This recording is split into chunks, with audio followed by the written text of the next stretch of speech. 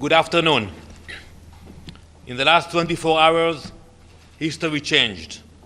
The United States of America struck Iran's nuclear sites at Fordo, Natanz, and Isfahan. It was a necessary act and a brave decision to remove the greatest threat to global security. The world and the Security Council should say clearly and without hesitation, thank you. Thank you to the United States and President Trump for acting when others would not. Thank you for standing firm when others looked away.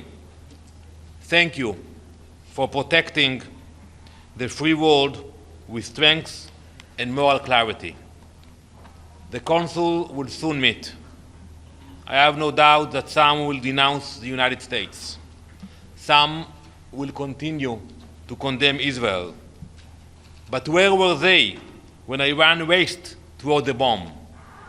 Where were they when it built underground fortresses to house weapons of mass destruction? Where were they when Iran used diplomacy as camouflage while it prepared for our extermination? They were silent. They were complicit. They were afraid.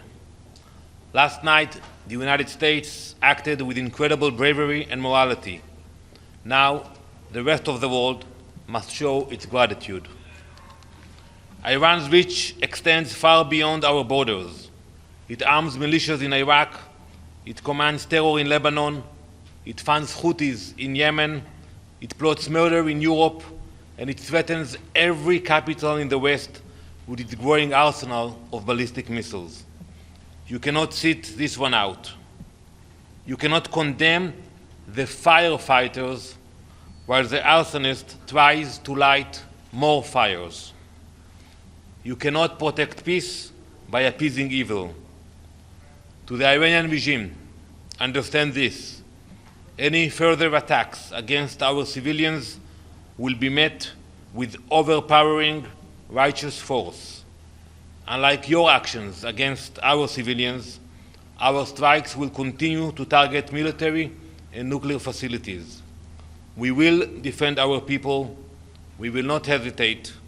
We will do everything necessary to secure our future. Thank you. China Central Television. Just one very simple question. Do you think after this operation, Israel is safer now? Absolutely. Not only Israel. I think the entire world is safer. You don't have a radical regime which threatens to destroy member states of the UN.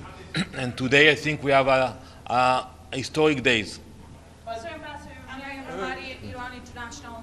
Now that the nuclear facilities were bombed, what's the next step for Israel? Are you going to continue targeting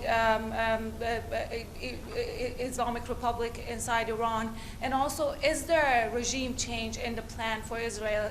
Is Khamenei personally a target for Israel? We have many targets still. And I think today the question should go to Iran. They should think very carefully about their steps. I think President Trump said it very clearly. Prime Minister Netanyahu was very clear about it. They should calculate their steps. The regime change, that's up to the Iranian people. I pray that there will be change for the people of Iran, but that's for the Iranian people to decide, not for us. Yeah. Ambassador, excuse me. Excuse me? Any threats to Dimona by now, your nuclear sites? We have very strong defense capabilities. We have proven it. The problem is that the Iranians, they target civilian cities, not military bases. Unfortunately, we have casualties. Ambassador, what is your response to Secretary General Guterres, who issued a statement last night saying that he was, quote, alarmed by the U.S. Attacks on the nuclear facilities, and that only diplomacy is the answer to achieve peace? It was very disappointing because the Secretary General failed in his remarks to mention the threat of nuclear Iran. He knows better. He knows that diplomacy has failed for the last decades, and he should thank the U.S. for bringing stability and bringing peace through power. Please. When did the United States tell Israel that it was going to go ahead with this bombing? And given that one of your stated aims has been to destroy the nuclear program, has enough damage now been done that Israel will stop its strikes on Iran? So, we have very close coordination with the United States throughout the last few days, before the attack, during the attack, and after the attack, and it will continue to be the same way. I think still it's early to assess the attack, but we can tell you one thing, the capability of the United States are the strongest one that you can find around the world, especially if you compare it to Israel's one. So I think not only Israel, the entire world is grateful for the US for this very impressive operation. Thank you very much.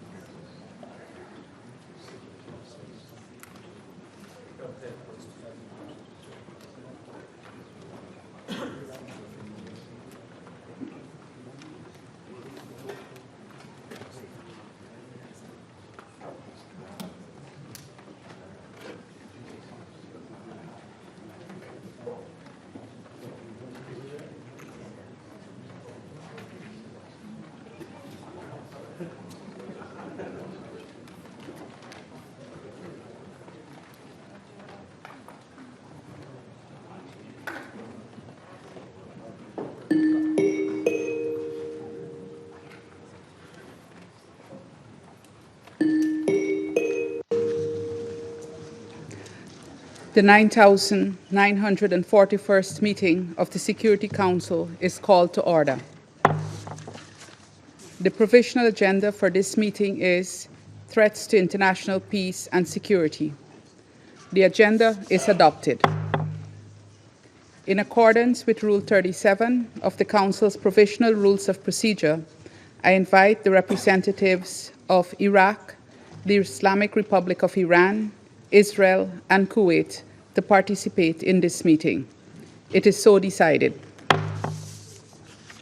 In accordance with Rule 39 of the Council's Provisional Rules of Procedure, I invite the following briefers to participate in this meeting. Mr. Miroslav Janša, Assistant Secretary General for Europe, Central Asia and Americas, Departments of Political and Peacebuilding Affairs and Peace Operations, and Mr. Rafael Mariano Grossi, Director General of the International Atomic Energy Agency. It is so decided. The Security Council will now begin its consideration of item 2 of the agenda. I wish to warmly welcome the Secretary General, His Excellency Mr. Antonio Guterres, and give him the floor. Madam President, with your permission, I will make a small introduction and then my two colleagues will brief the Council. Excellencies, 2 days ago, in this very chamber, I made a direct appeal: give peace a chance. That call was not heeded. Instead, the bombing of Iranian nuclear facilities by the United States marks a perilous turn in a region that is already reeling. From the outset of the crisis, I have repeatedly condemned any military escalation in the Middle East. The people of the region cannot endure another cycle of destruction. And yet, we now risk descending into a rat hole of retaliation after retaliation. To avoid it, diplomacy must prevail. Civilians must be protected. Safe maritime navigation must be guaranteed. We must act immediately and decisively to halt the fighting and return to serious, sustained negotiations on the Iran nuclear program. We need a credible, comprehensive and verifiable solution, one that restores trust, including with full access to inspectors of the IAEA as the United Nations technical authority in this field. The Non-Proliferation Treaty is a cornerstone of international peace and security. Iran must fully respect it. And all member states must act in accordance with their obligations under the UN Charter and other rules of international law, including international humanitarian law. The United Nations stands ready to support any and all efforts toward a peaceful resolution. But peace cannot be imposed. It must be chosen. Madam President, we face a stark choice. One path leads to wider war, deeper human suffering, and serious damage to the international order. The other leads to de-escalation, diplomacy, and dialogue. We know which path is right, and I urge this Council and all Member States to act with reason, restraint, and urgency. We cannot and must not give up on peace. Thank you. I thank the Secretary General for his remarks, and I now give the floor to Ms. Miroslav Janša. Madam President, on the evening of 21 June, the President of the United States announced that the US military conducted strikes against the Fordow, Natanz, and nuclear facilities in Iran. Shortly thereafter, the Energy Organization of Iran confirmed that the attacks around the nuclear sites had taken place. Iranian state media indicated the 3 sites had been evacuated and the highly enriched uranium stockpile transferred in advance. Iran has said there were no immediate signs of radioactive contamination at the 3 locations following the strikes. The Crisis Management Bureau of Qom, where Fordow is located, stated that the perimeter of the Fordow nuclear site had been targeted.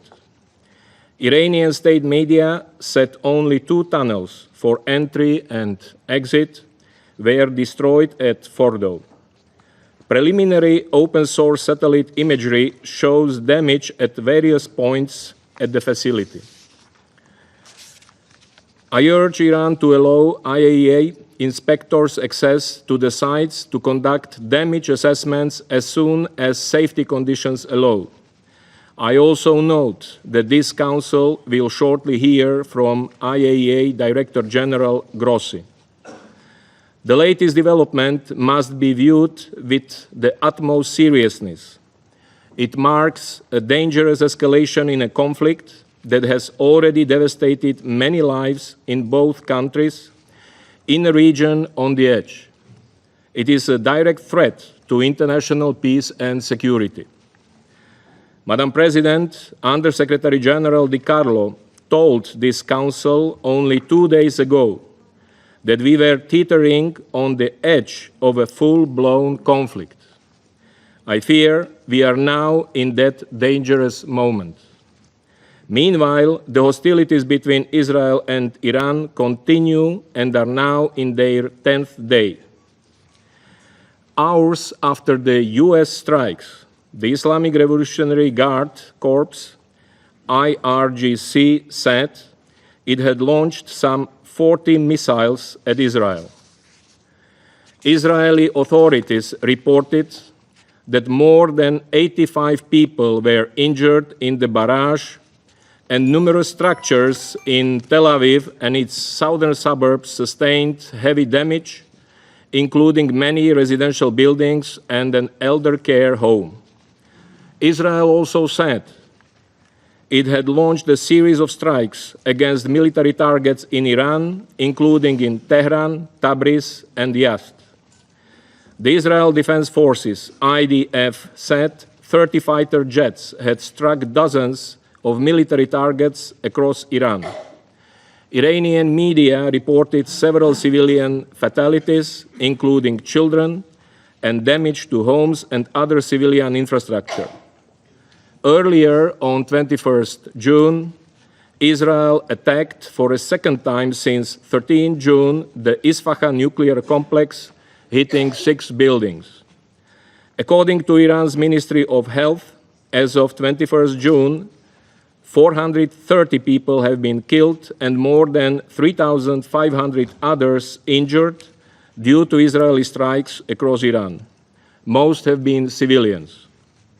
According to Israeli authorities, 25 Israelis have been killed and 1,300 more have been injured since the beginning of exchanges with Iran. Madam President, the conflict risks engulfing the region in further instability and volatility. Some non-state armed groups aligned with Iran warned against US involvement. The Houthis in Yemen and some armed groups in Iraq vowed to attack if the US intervened in the conflict between Israel and Iran. Iran's parliament unanimously expressed support for measures to close the Strait of Hormuz, a vital maritime route for global energy transit. Iran's Supreme National Security Council would need to take the final decision. I recall the rights and obligations of all states under international law in relation to maritime navigation. Madam President, the Middle East cannot afford yet another violent conflict where civilians pay the price of military confrontations. And the world will also not be spared from the ramifications of this dangerous conflict. I echo the Secretary General's call on member states and on the members of the Security Council to de-escalate and to uphold their obligations under the UN Charter, notably the obligation to settle their international disputes by peaceful means and other rules of international law. All states must live up to their nuclear commitments. All parties to the conflict must also comply with the relevant rules of international humanitarian law in the conduct of their military operations. There is no military solution to this conflict. We need diplomacy, de-escalation, and confidence building now. Thank you, Madam President. Thank Mr. Yencha for his briefing, and I now give the floor to Mr. Rafael Mariano Grossi. Thank you very much, Madam President. I would like to thank the Secretary General for his permanent support to the IAEA and myself in the discharge of my duties. I also like to thank the Assistant Secretary General for his intervention right now. I have convened a special session of the Board of Governors of the IAEA tomorrow morning in Vienna to continue the consideration of this issue that this body has started today, or has continued today, rather. Secretary General, Madam President, dear permanent representatives, colleagues, the nuclear non-proliferation regime that has underpinned international security for more than half a century is on the line. The dramatic events in Iran have become even more serious with last night's bombardments and the potential widening of the conflict. We have a window of opportunity to return to dialogue and diplomacy. If that window closes, violence and destruction could reach unthinkable levels, and the global non-proliferation regime, as we know it, could crumble and fall. Iran, Israel, Iran, the Middle East need peace. And there is a path for diplomacy. We must return, as the Secretary General just said, to the negotiating table and allow the IAEA inspectors, the guardians of the NPT, to go back to Iran's nuclear sites and account for the stockpiles of uranium, including, most importantly, the 400 kilograms of enriched uranium at 60%. Any agreement, ladies and gentlemen, any arrangement will have as a prerequisite the establishment of the facts on the ground. This can be done only through IAEA inspections. IAEA inspectors are in Iran, and they must do their job. This will require a cessation of hostilities so that Iran can let the teams into the sites under the necessary safety and security conditions. Any special measures by Iran to protect its nuclear materials and equipment can be done in accordance with Iran's safeguards obligations with the agency. This is possible.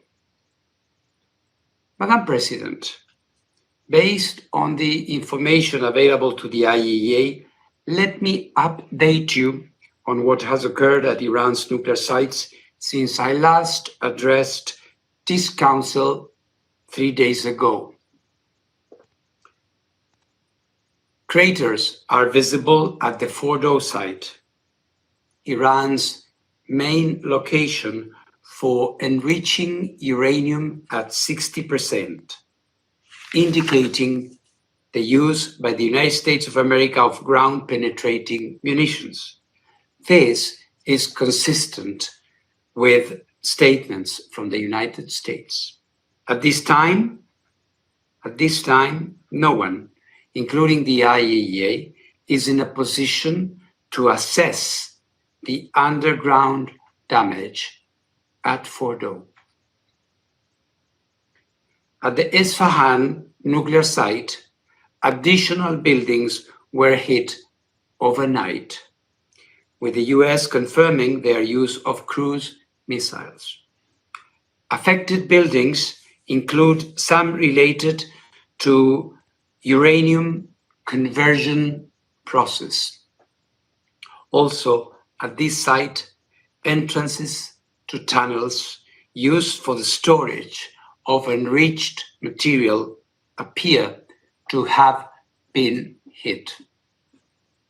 At the Natanz enrichment site, the fuel enrichment plant has been hit again, with the US confirming that it used ground-penetrating munitions. Iran has informed the IAEA there has been no increase in off-site radiation levels at the 3 sites.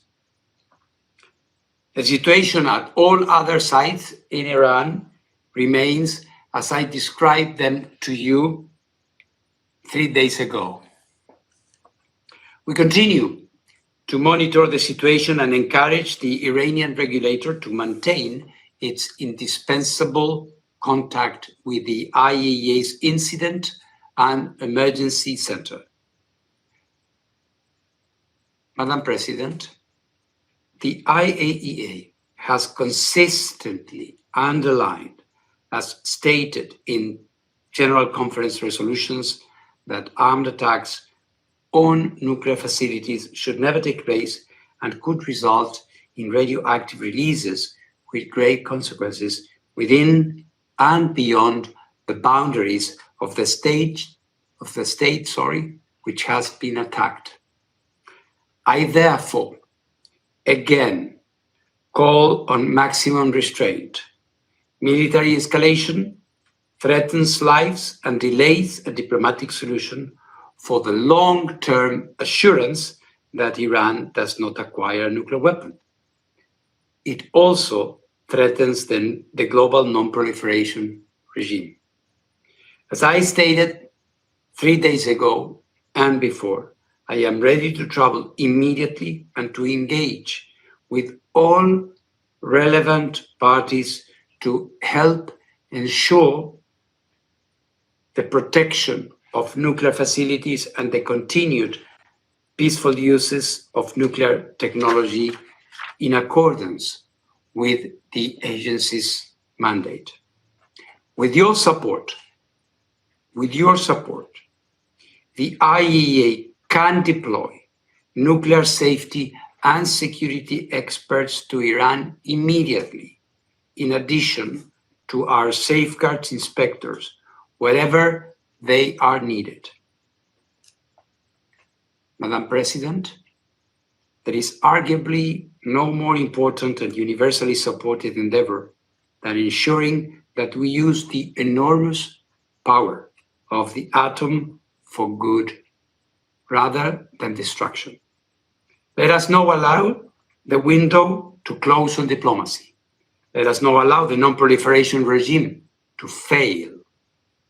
Irrespective of individual positions and views, one thing is certain, and this is the simple truth: we will not be safer if there are more nuclear weapons in more states around the world.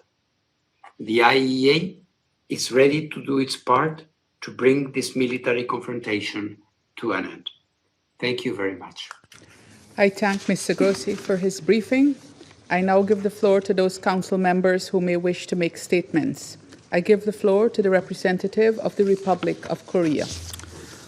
Thank you, Madam President.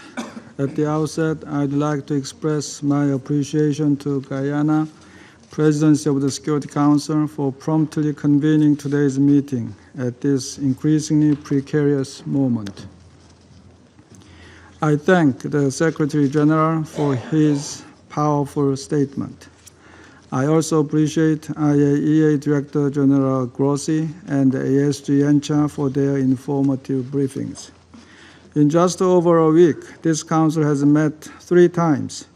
Yet, regrettably, each session has witnessed a further escalation of tensions.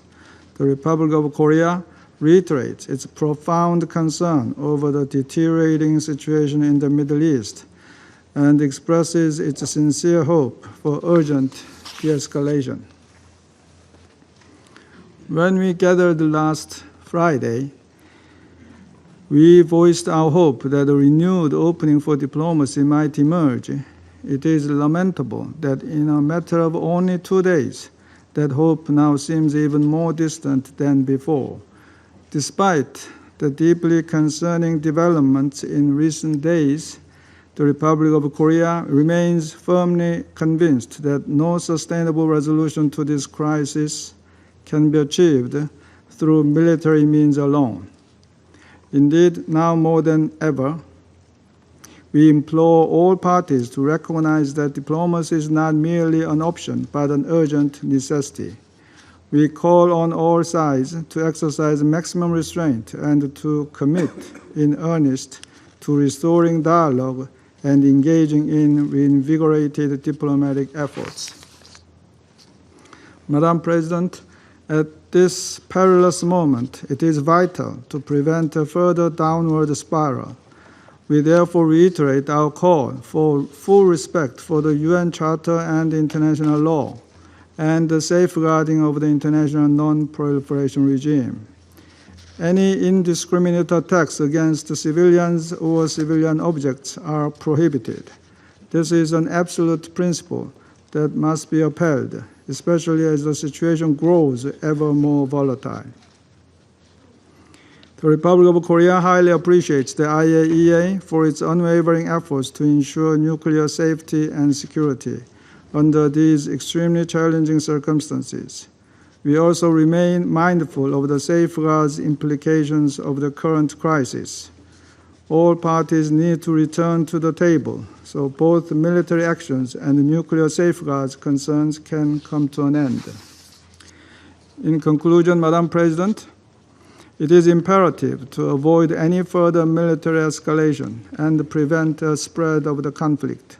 We strongly hope that a renewed window for diplomacy will open again. Thank you. I thank the representative of the Republic of Korea for his statement, and I give the floor to the representative of Sierra Leone. Thank you, Madam President. Madam President, I thank you for convening this emergency meeting of the Security Council. The gravity of the situation in the Middle East demands the Council's immediate attention as it discharges its primary responsibility to maintain international peace and security. I thank His Excellency Antonio Guterres, Secretary General of the United Nations, for his introductory statement. And I also thank Assistant Secretary General Miroslav Janka and Director General Rafael Grossi of the IAEA for their timely and important briefings. Sierra Leone aligns with the Secretary General's call for immediate de-escalation to avert, and I quote, catastrophic consequences for civilians, the region, and the world, end of quote. While guided by our earlier interventions at meetings held on the 13th and 20th June on this situation, the alarming developments compel this Council to act with urgency. We are concerned to note that less than 24 hours ago, the United States of America struck nuclear facilities at Fordo, Natanz, and Isfahan in the Islamic Republic of Iran. Earlier that day, the State of Israel launched further strikes on the Isfahan complex. Iran also responded with missile launches at Israel. We take note of Director General Grossi's briefing on the off-site radiation in the nuclear facilities hit by the strikes. The event, however, heightened the risk of radiological disaster and increased civilian suffering. Sierra Leone is deeply concerned by these military strikes, particularly as they target nuclear installations and densely populated areas in Iran and Israel. Even as we recognize the complexities of the regional security environment, these developments call for renewed commitment to the principles of the UN Charter and international law. The use of force is among the most serious matters before this Council. Article 2.4 of the Charter obliges all member states to refrain, and I quote, from the threat or use of force against the territorial integrity or political independence of any state, end of quote. In this instance, we note with concern that the strikes were conducted without Council authorization, nor was there a clear invocation of the right of self-defense under Article 51 in response to or an imminent armed attack. As we approach the 80th anniversary of the Charter, born of a collective resolve to, and I quote, save succeeding generations from the scourge of war, end of quote, we are witnessing actions that undermine its promise. These attacks starkly contrast the spirit of collective security envisioned in San Francisco. We underscore that collective security remains the bedrock of the rules-based international order and calls for strict and consistent adherence to the UN Charter. Madam President, the targeting of nuclear facilities heighten our concerns. International humanitarian law requires particular caution regarding such sites due to the potential for grave humanitarian and environmental harm. The IAEA has repeatedly affirmed that attacks or threats against nuclear facilities devoted to peaceful purposes violates the Charter, the IAEA statute, and international law. We therefore stress the critical importance of upholding the Treaty on the Non-Proliferation of Nuclear Weapons, the cornerstone of the global non-proliferation and disarmament architecture. The NPT prevents nuclear weapons proliferation and provides a framework for addressing concerns related to peaceful nuclear energy. Actions outside this framework risk undermining the treaty's authority and effectiveness. We urge all parties to utilize the NPT mechanisms, including through the IAEA, to address legitimate concerns and avoid measures that weaken this vital instrument of international peace and security. Madam President, we have taken note of Iran's recent letter of 21st June 2025, Israel's communication citing self-defense, and a joint letter from France, Germany, and the United Kingdom. These underline the mounting claims and counterclaims, reinforcing this Council's duty to uphold the Charter. In this regard, Sierra Leone therefore advances the following point.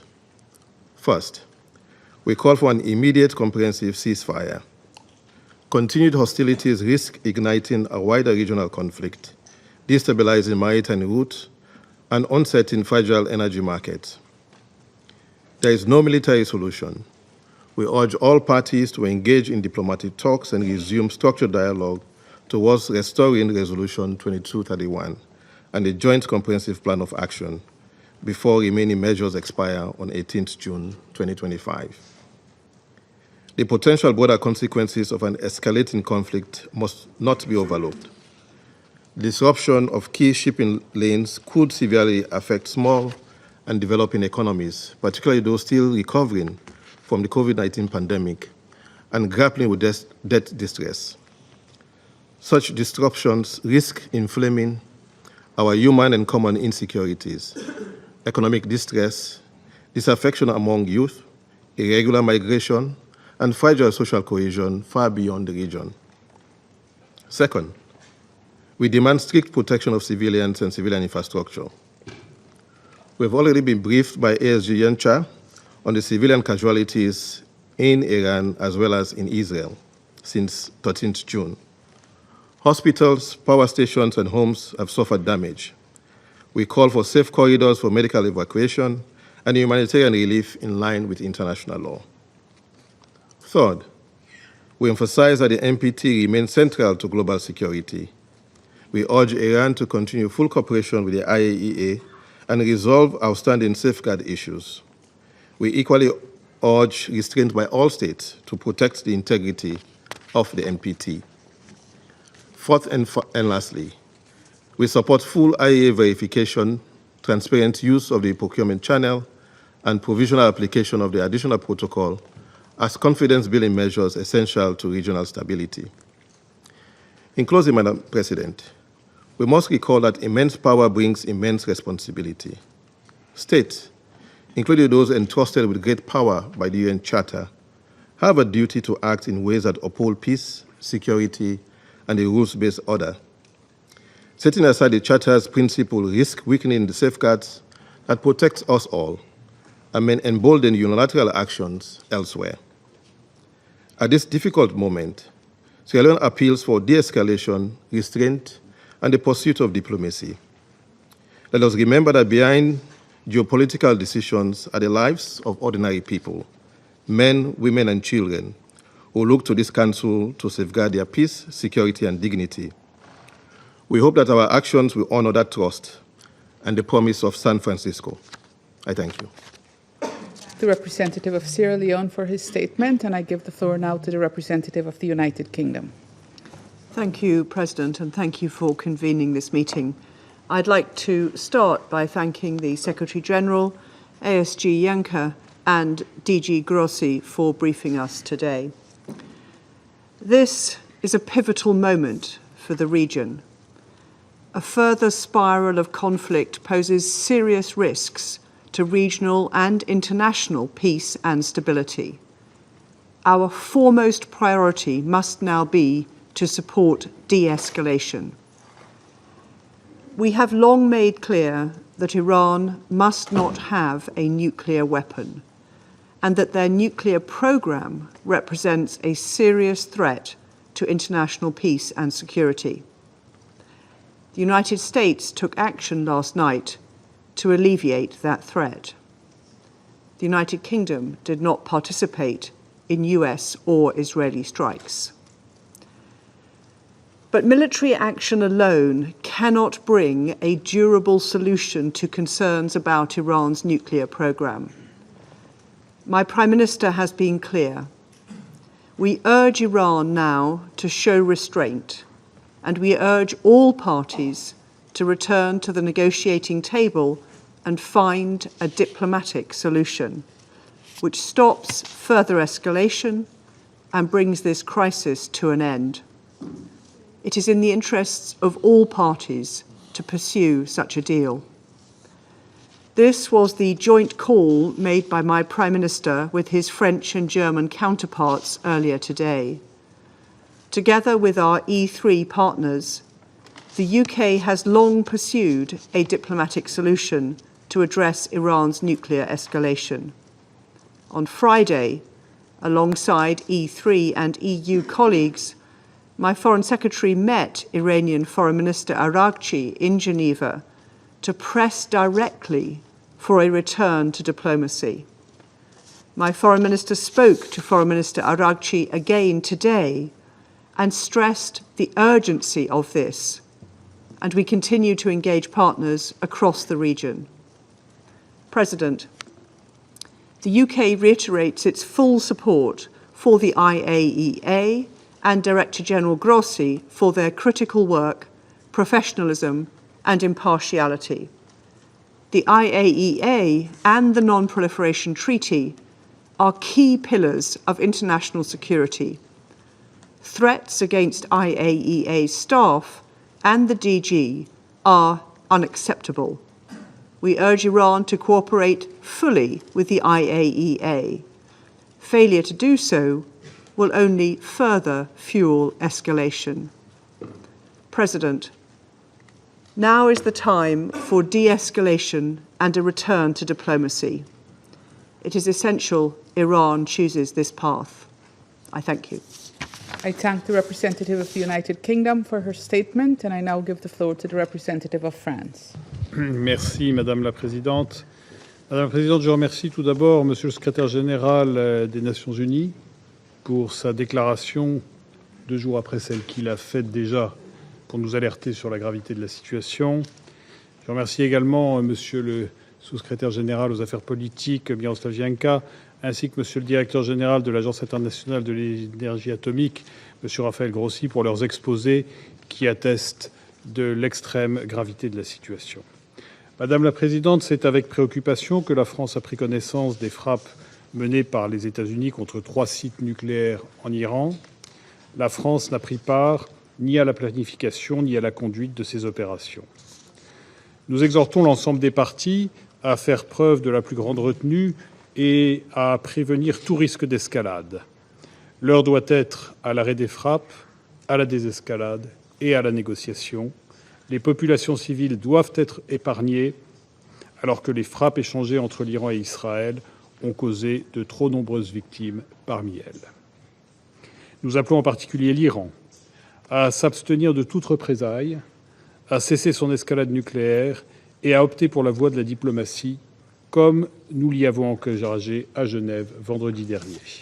C'est aussi le message passé par le président de la République, M. Emmanuel Macron, à son homologue iranien lors d'un entretien aujourd'hui même. Il est impératif de veiller à la stabilité de la région. Le président de la République s'est aussi entretenu aujourd'hui avec le prince héritier d'Arabie saoudite, le sultan d'Oman, le président des Émirats arabes unis et l'émir du Qatar pour leur signifier notre plein engagement en ce sens. Un élargissement du conflit serait porteur de risques majeurs pour la sécurité d'Israël, pour celle de la région et pour la paix et la sécurité internationale. C'est le message commun aussi du président de la République avec le Premier ministre britannique et le chancelier allemand aujourd'hui même. Nous avons pris note des déclarations de l'Agence internationale de l'énergie atomique selon lesquelles aucune augmentation des niveaux de radioactivité n'aurait été relevée aux abords des sites frappés. Je réaffirme ici le plein soutien de la France au directeur général et au personnel de l'agence qui font encore une fois la preuve, dans ces circonstances difficiles, de leur professionnalisme et de leur dévouement. L'Iran doit urgemment reprendre le chemin de la coopération pleine et entière avec l'agence. Madame la Présidente, nous avons toujours affirmé que l'Iran ne devait et ne pourrait jamais détenir l'arme nucléaire. L'obtention par l'Iran de cette arme marquerait une menace pour la sécurité d'Israël et de la région. Elle constituerait aussi une menace directe aux intérêts de sécurité de la France et de l'Europe et compromettrait l'architecture internationale de non-prolifération. La position de la France est identique depuis plus de 20 ans. Il n'existe qu'une solution diplomatique à la crise provoquée par le programme nucléaire iranien. Cette conviction a amené ces derniers jours la France, avec ses partenaires du E3, à prendre l'initiative des discussions avec l'Iran. Le ministre de l'Europe et des Affaires étrangères, Jean-Noël Barrot, était à Genève vendredi dernier pour cette rencontre avec son homologue iranien et ses homologues du E3 et de l'Union européenne. Dans ce cadre, nous avons redit nos préoccupations vis-à-vis du programme nucléaire iranien dont l'escalade dangereuse a été documentée ces dernières années par l'IAEA qui indiquait n'être pas en mesure de garantir son caractère pacifique. Nous avons réaffirmé notre détermination à faire en sorte que l'Iran ne se dote jamais de l'arme nucléaire, conformément à ses obligations au titre du traité de non-prolifération et à ses engagements dans le cadre de l'accord de 2015. Nous avons fait part de notre volonté de poursuivre les discussions avec l'Iran pour répondre aux préoccupations soulevées par son programme nucléaire et pour traiter plus largement les problèmes sécuritaires soulevés au plan régional par les actions déstabilisatrices de l'Iran. Cette conviction demeure aujourd'hui. Seule une solution diplomatique négociée peut permettre un règlement durable de la question nucléaire iranienne. La France demeure prête à contribuer avec ses partenaires européens à la recherche d'une telle solution. Nous devons retrouver le chemin de la négociation en vue d'un accord robuste, vérifiable et durable, indispensable pour permettre à l'agence de confirmer que le programme nucléaire iranien est entièrement pacifique, ce qui n'est pas le cas aujourd'hui. C'est la seule voie pour permettre d'assurer la stabilité de la région ainsi que la paix et la sécurité globale.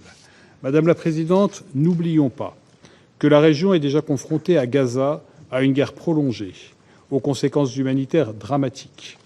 Nous appelons à un cessez-le-feu immédiat, à garantir l'acheminement sans entrave de l'aide humanitaire dans toute la bande de Gaza et à la libération immédiate et inconditionnelle des otages. La France demeure déterminée à progresser vers la mise en œuvre d'une solution à deux États, seule susceptible de permettre aux Palestiniens et aux Israéliens de vivre en paix et en sécurité. Nous continuons de travailler en vue d'une reprise de la conférence mandatée par l'Assemblée générale, dont la France assure la coprésidence avec l'Arabie saoudite. Madame la Présidente, ce Conseil se réunira de nouveau dans 2 jours pour examiner la mise en œuvre de la résolution 2231.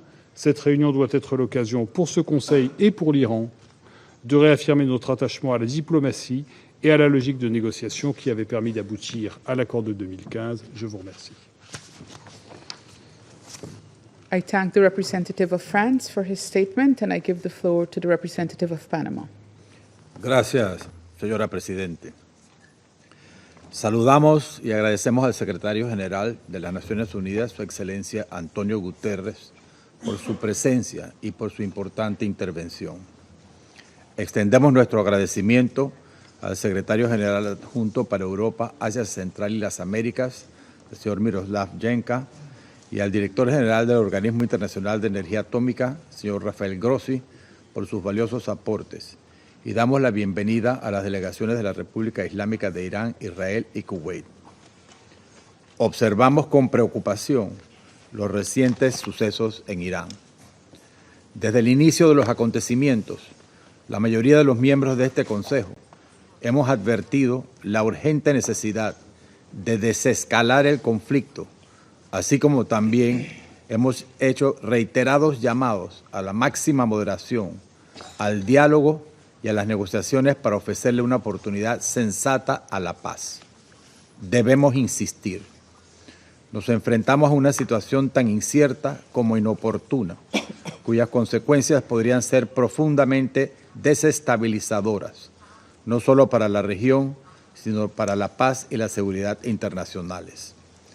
El Organismo Internacional de Energía Atómica, IAEA, ha advertido en sus resoluciones que los ataques a instalaciones nucleares representan un riesgo, ya que podrían provocar la liberación de material radioactivo con consecuencias graves por contaminación radiológica para la población, para el medio ambiente y podrían tener un impacto regional sin precedentes.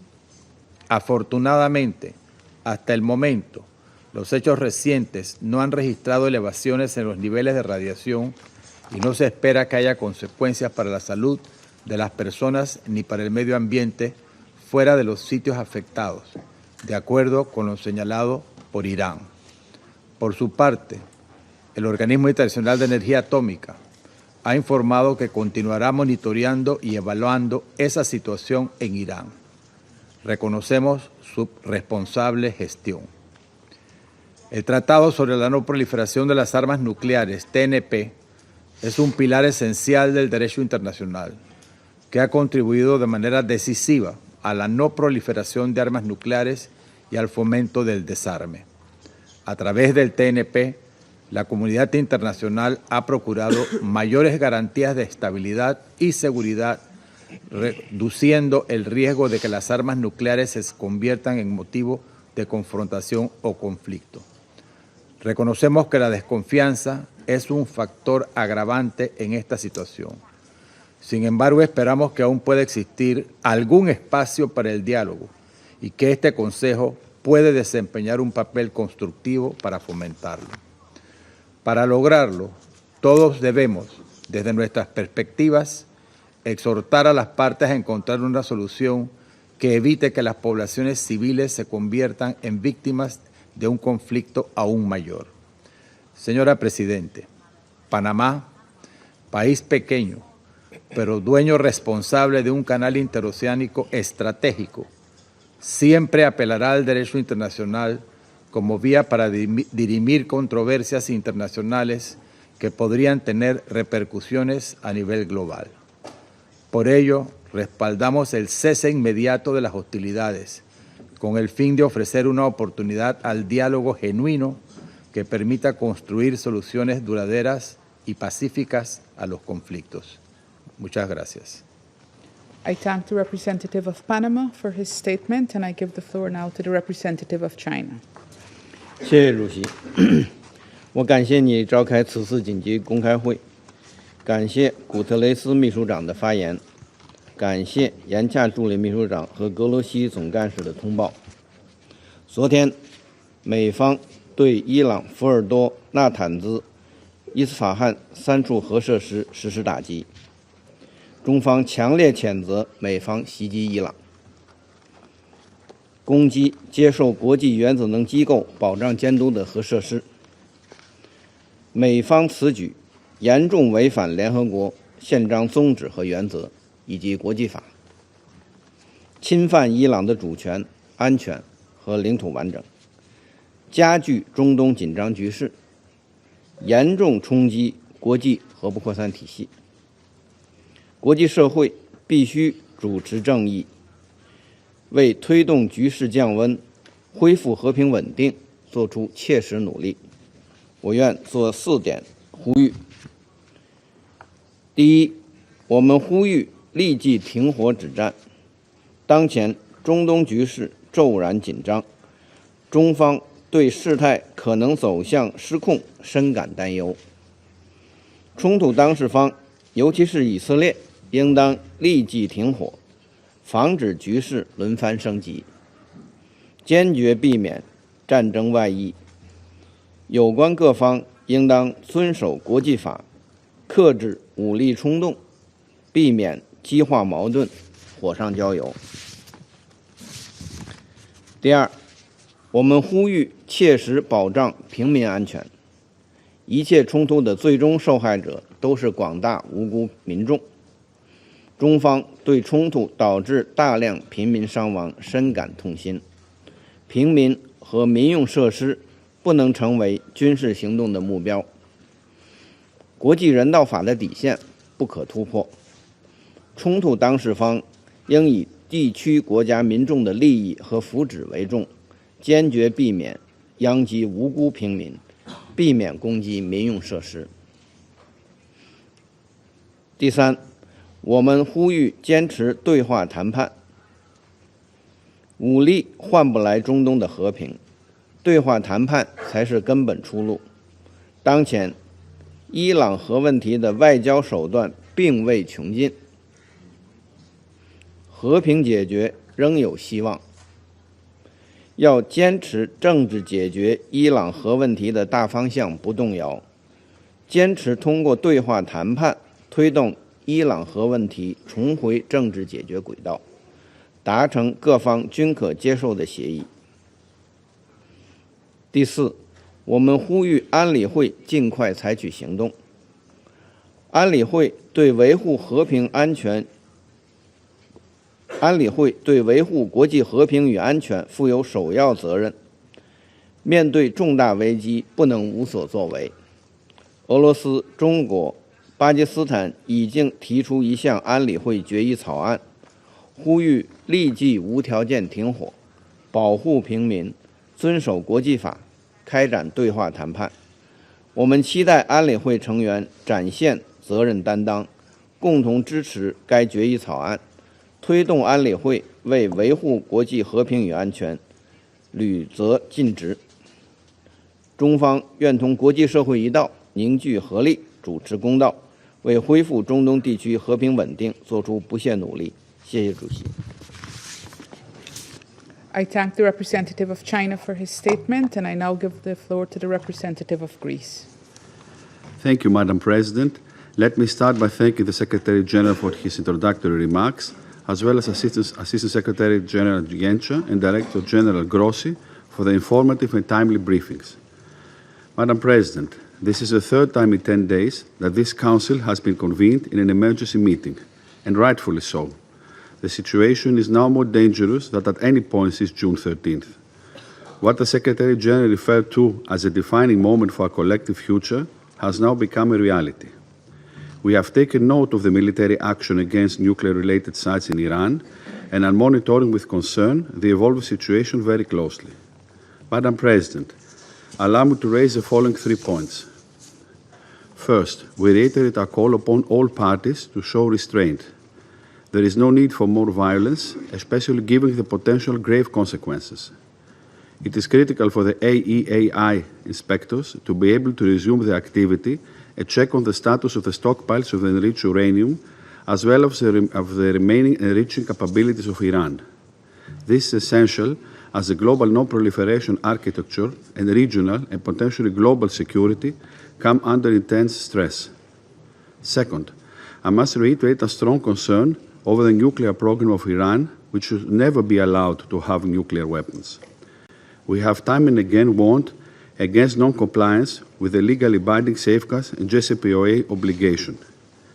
Against this background, Israel has the right to protect itself and live in peace and security with its neighbors. We can argue in this chamber, and so many times we have done, on whether Iran's nuclear program was exclusively peaceful or not. However, whatever the case may be, such high levels of enriched uranium in a region as volatile as the Middle East cannot but generate extreme uncertainty and instability. Third, it is of critical importance to ensure that civilians on all sides are protected. Last but not least, we take note with profound relief of DG Gross's remarks that as of this time, we do not expect that there will be any health consequences for people or the environment outside the targeted sites. Madam President, in closing, allow me to highlight, in no uncertain terms, the value of de-escalation as a first step towards a sustainable peace. The international community and countries with influence must step in and offer a diplomatic way out, which must include the necessary security assurances. Involved parties need to act in full compliance with the UN Charter, international law, and international humanitarian law. Echoing the ancient virtue of sophrosine, self-restraint, we urge all parties to exercise the utmost moderation and engage in dialogue and diplomacy. I thank you. I thank the representative of Greece for his statement, and I give the floor now to the representative of Denmark. Thank you, Madam President. And I also thank the Secretary General for his presence and remarks, and Assistant Secretary Jenka and Director General Grossi for their briefings and updates. Madam President, we are meeting again today as the situation in the Middle East continues to escalate. Attacks between Israel and Iran have continued since our last meeting on Friday. Civilian casualties and widespread suffering continue to rise on both sides.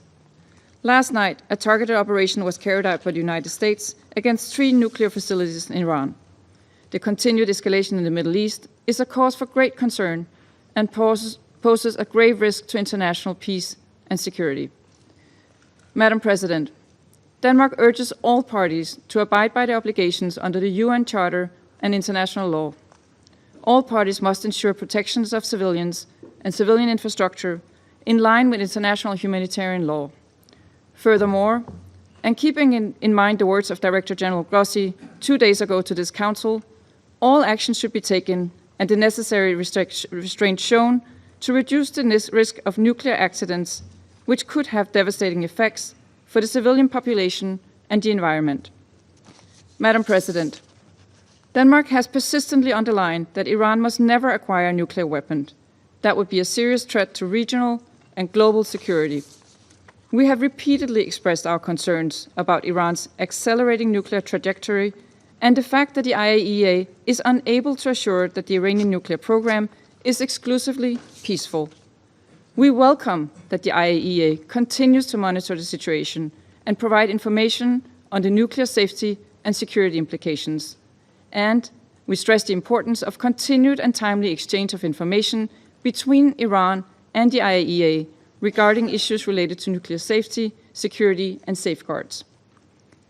Madam President, the current trajectory is unsustainable and fraught with danger, not only for the region, but for international peace and security at large. De-escalation is not only necessary, it is urgent. We call on all actors to step back from the brink to prevent further escalation in the Middle East. We urge Iran to engage in negotiations and not to take any further action that could destabilize the region. At this critical moment, it is important that all parties refrain from steps that could lead to serious regional and global consequences. We further stress the need to protect maritime security and international trade routes, including via the Strait of Hormuz. Madam President, in closing, now is the time to return to negotiations in order to reach a diplomatic solution. We call on all parties to exercise the utmost restraint and to engage in a diplomatic negotiated solution, which is the only viable path towards lasting peace in the region and beyond. Denmark stands ready to work with all parties to that effect. I thank you. I thank the representative of Denmark for her statement, and I give the floor to the representative of the Russian Federation. Госпожа председатель, признательна Гаянскому председательству за оперативный созыв сегодняшнего заседания Совета Безопасности ООН в связи с крайне опасным развитием ситуации на Ближнем Востоке, которые еще более усугубили ночные удары Соединенных Штатов по иранским объектам. Благодарим генерального секретаря ООН за его вступительное слово, а также Мирослава Янчуге и Рафаэля Гросси за их брифинги. Россия самым решительным образом осуждает безответственные, опасные и провокационные действия, совершенные Соединенными Штатами Америки против Исламской Республики Иран, суверенного государства, члена Организации Объединенных Наций. Как известно, в ранние утренние часы 22 июня ВВС США в полном взаимодействии и координации с авиацией Израиля, которая уже более недели в нарушении базовых принципов международного права осуществляет массированные удары по гражданским объектам и инфраструктуре Ирана, нанесли неспровоцированные ракетно-бомбовые удары по 3 ядерным объектам Исламской Республики Иран, находящимся под гарантиями МАГАТЭ – Фордо, Натанзу и Исфахана. Таким образом, Вашингтон в очередной раз продемонстрировал полное пренебрежение к позиции международного сообщества и подтвердил, что ради интересов своего израильского союзника он готов не только закрывать глаза на убийство десятков тысяч палестинских женщин, детей и стариков, но и поставить на карту безопасность и благополучие всего человечества. Своими действиями Соединенные Штаты открыли ящик Пандоры, и никто не знает, к каким новым последствиям это может привести.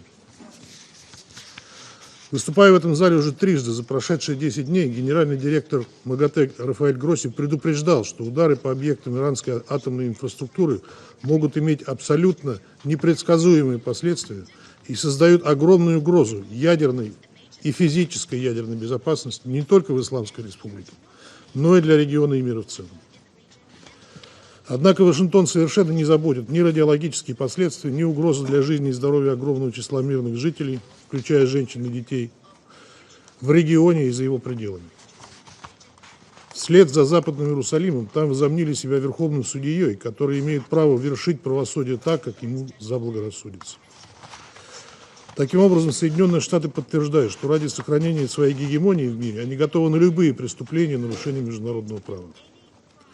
Хотелось бы напомнить, что на подобные действия никто Соединенные Штаты не уполномачивал. Мы настойчиво предлагали американским коллегам свои посреднические услуги для того, чтобы найти мирное, взаимоприемлемое решение противоречиям вокруг иранской ядерной программы. Но дипломатия нашим американским коллегам сегодня явно не нужна. Ответственность за это лежит на американском руководстве. Тем более, что руководство США не просто публично признало свою ответственность за эти действия, но и бравировало ими, демонстрируя полное пренебрежение к нормам международного права и Уставу ООН, резолюциям Совета Безопасности, включая резолюции 487 и 2231, а также договору о нераспространении ядерного оружия. Госпожа председатель, буквально 2 дня назад здесь, в стенах этого Совета, мы слышали от многих делегаций, в том числе ближайших союзников Соединенных Штатов, призывы к деэскалации ситуации и урегулированию противоречий за столом переговоров. Однако американские коллеги в очередной раз проигнорировали позицию всего мирового сообщества, пойдя на поводу у Израиля, вместо того, чтобы осадить его и заставить остановить спираль эскалации. Сегодня мы вновь услышим от представителей Соединенных Штатов циничные заявления о готовности вернуться к переговорам, как будто и не было серии ночных ударов с использованием сверхмощных боеприпасов по Ирану. Очевидно, это делается для того, чтобы впоследствии лицемерно выставить Тегеран в качестве спойлера переговорного процесса, якобы подрывающего стабильность на Ближнем Востоке. Однако полагаем, что никто из здравомыслящих членов международного сообщества американским коллегам теперь не поверит. Равно как и не поверит их попыткам убедить Совет Безопасности в том, что Исламская Республика осуществляла попытки обрести ядерное оружие. Хочу напомнить, что еще в марте высокопоставленные представители американской разведки говорили о том, что Соединенные Штаты не располагают информацией о попытках Тегерана получить военный ядерный потенциал. Думаю, сегодня у многих возникло стойкое дежавю. Напомню, как в 2003 году в стенах этого зала госсекретарь Соединенных Штатов Колин Пауэлл тряс пробиркой, оправдывая планы Вашингтона вторгнуться на территорию другого суверенного государства, лишь для того, чтобы, повергнув его народ в хаос на десятилетия, не найти никакого оружия массового уничтожения.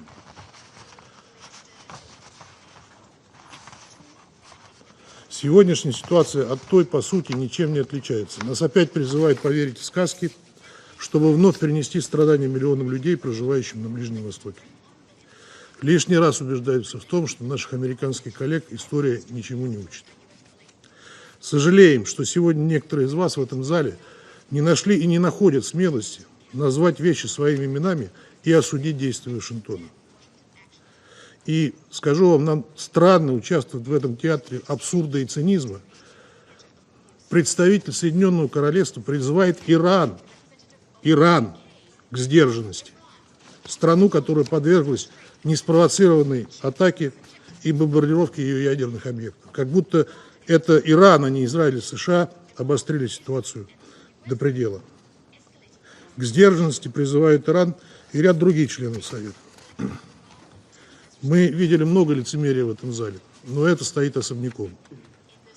Это удивительный пример лицемерия со стороны тех, кто последние дни пытается, нагнетает страсти вокруг скорого истечения резолюции 2231. Госпожа председатель, на протяжении прошедшей недели мы были свидетелями нового, крайне опасного витка эскалации. Прошедшей ночью ситуация и вовсе приобрела беспрецедентный характер. Радиологические последствия американской атаки еще только предстоит оценить, и мы рассчитываем, что МАГАТЭ и его генеральный директор дадут четкий, профессиональный и беспристрастный анализ ситуации, в том числе представив объективный доклад в ходе срочной сессии Совета управляющих агентств. Однако уже сейчас очевидно, что атаки на ядерные объекты Ирана, включая осуществленные одним из депозитариев дня, а именно Соединенными Штатами, представляют собой колоссальный удар по глобальному режиму нераспространения. Они не просто подрывают авторитет МАГАТЭ и всей системы проверок и контроля, осуществляемых агентством. Они разрушают основы международного взаимодействия в этой сфере, рискуя фактически отбросить его в эпоху неконтролируемых ядерных рисков. Похоже, именно этого и добиваются в Вашингтоне и Западном Иерусалиме.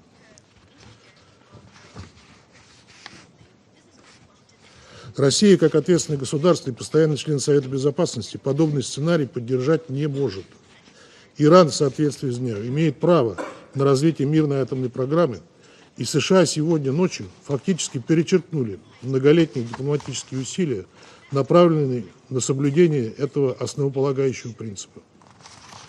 Согласиться с правомерностью американских действий – это все равно, что отправить все имеющиеся у международного сообщества соответствующие наработки в утиль. И раз уж сегодня так много говорилось о важности дня и глобального режима нераспространения ядерного оружия, то хочу напомнить, что Израиль к дню так и не присоединился. Соответственно, никакой полноценной системы проверок МАГАТЭ в отношении него не применяется. Иран же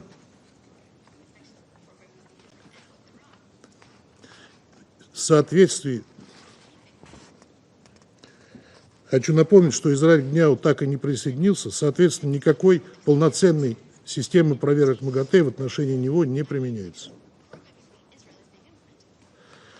Иран же, как был, так и остается самым проверяемым МАГАТЭ государством в мире, и вместо поддержки такого настроя получает бомбардировки своей территории и мирных граждан, причем со стороны государства, которое, повторюсь, в принципе отказывается подписывать дню.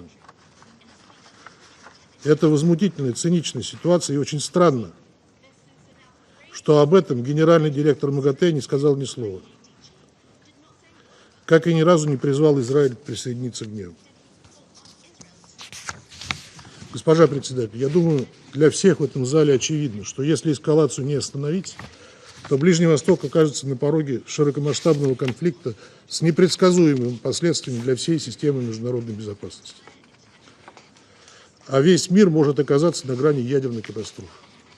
Мы призываем к немедленному прекращению агрессивных действий со стороны Израиля и США, сдержанности всех сторон и возвращению ситуации в рамки международной дипломатии и переговорного процесса. Но одних призывов со стороны членов Совета Безопасности недостаточно. В силу положения Устава ООН, которые в иных случаях те, кто сегодня лицемерно молчит, рьяно призывают соблюдать, Совет Безопасности просто обязан выработать коллективное решение, которое сделало бы недопустимыми удары по объектам иранской инфраструктуры мирного атома, находящимися под гарантиями МАГАТЭ. Для этого, прежде всего, необходима четкая правовая и политическая оценка случившегося. Для всех, в чьей политике нет скрытой повестки и двойных стандартов, это абсолютно очевидно. В этих целях Российская Федерация, Китай и Пакистан подготовили и распространили сегодня утром краткий и сбалансированный проект резолюции Совета Безопасности ООН с призывом к немедленному и безусловному прекращению огня и поиску дипломатического решения вокруг иранской ядерной программы. Текст отражает позиции подавляющего большинства членов Совета Безопасности, озвученные в ходе наших заседаний 13 и 20 июня. Рассчитывая на поддержку всех членов Совета с тем, чтобы он смог как можно скорее направить сигнал о необходимости немедленного прекращения насилия, к чему сегодня, помимо прочего, в очередной раз призывал нас генеральный секретарь ООН. Без четкой и принципиальной позиции Совета дальнейшая эскалация неизбежна. Призываем всех членов Совета Безопасности проявить ответственный подход и поддержать представленный проект. Благодарю вас. I thank the representative of the Russian Federation, and I give the floor now to the representative of the United States. Thank you, Madam President. And thank you, Secretary General Antonio Guterres, Assistant Secretary General Miroslav Yensha, and Director General Rafael Grossi for your continued attention on this urgent matter of international peace and security. Madam President, last evening, U.S. military strikes targeted nuclear facilities in Fordo, Natanz, and Isfahan with the aim of dismantling Iran's nuclear enrichment capacity and stopping the nuclear threat posed by the world's foremost state sponsor of terror. This operation sought to eliminate a long-standing but rapidly escalating source of global insecurity and to aid our ally Israel in our inherent right of collective self-defense, consistent with the UN Charter. For 40 years, the Iranian government has called for death to America and death to Israel, and posed a constant menace to the peace and security of its neighbors, the United States, and the entire world. Iran has attacked Israel with hundreds of ballistic missiles and through terrorist proxies. For decades, Iran has been responsible for misery and countless deaths across the Middle East. Iran's government and its proxies have also killed numerous Americans, including American service members in Iraq and Afghanistan. In recent weeks, Iranian officials have intensified their hostile bluster and rhetoric. Iran has long obfuscated its nuclear weapons program and stonewalled good faith efforts in recent negotiations. Madam President, the time finally came for the United States, in the defense of its ally and in the defense of our own citizens and interests, to act decisively. The Iranian regime cannot have a nuclear weapon. Let us be clear. Iran should not escalate. As President Trump said, any Iranian attack, direct or indirect, against Americans or American bases will be met with devastating retaliation. To fulfill its core mission of maintaining international peace and security, this Council must call upon the Iranian regime to end its 47-year effort to eradicate the State of Israel, to terminate its drive for nuclear weapons, to stop targeting American citizens and interests, and to negotiate peace in good faith for the prosperity and security of the Iranian people and all other states in the region. Madam President, a member state here today cast aspersions about hypocrisy and raised the forthcoming meeting on UN Security Council Resolution 2231.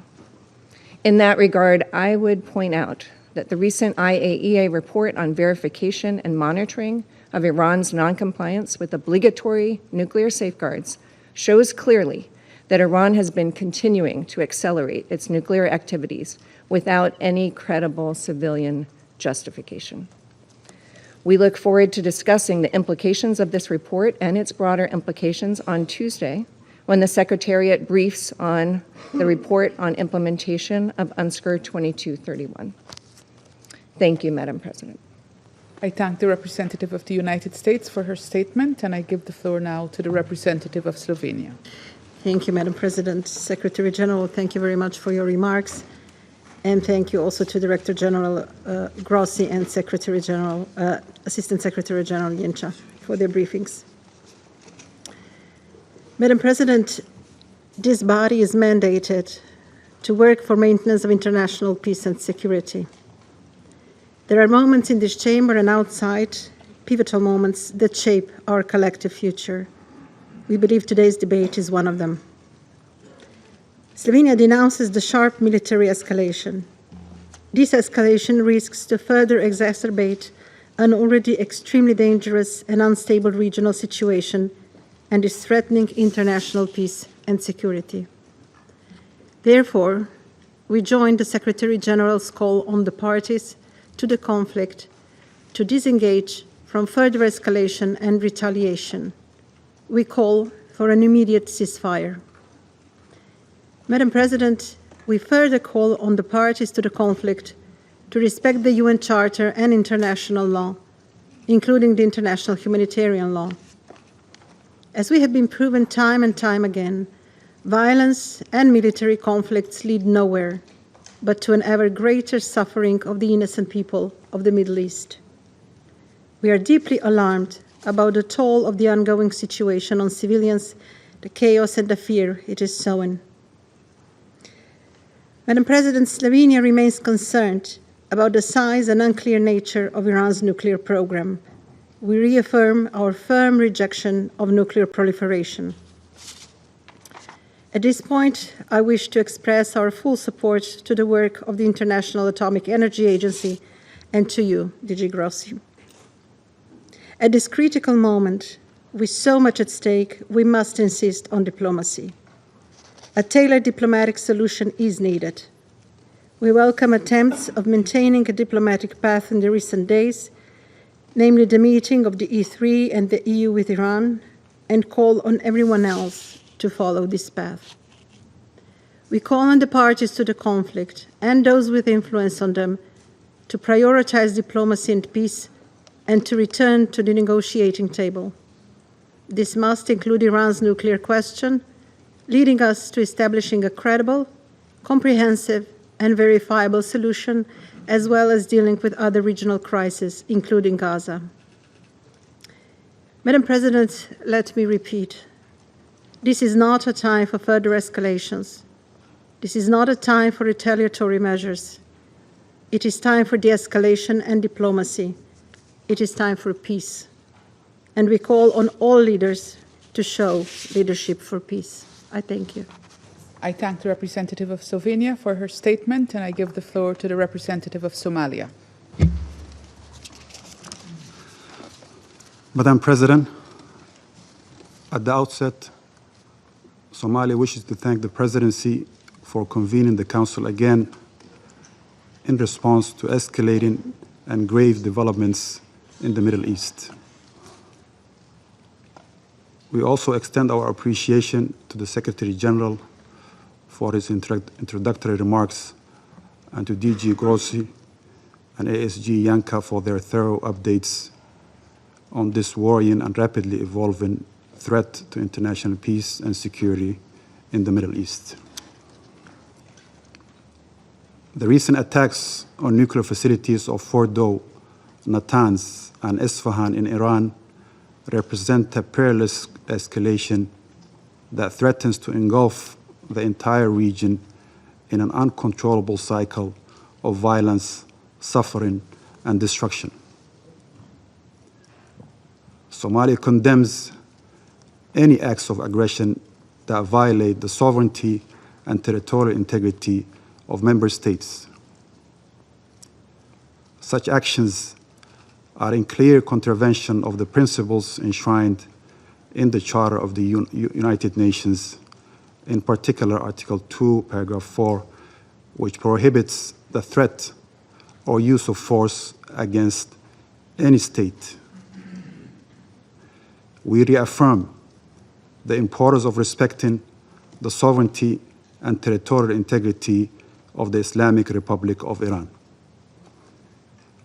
Our delegation believes that all member states share responsibility to act in accordance with these principles and commitments.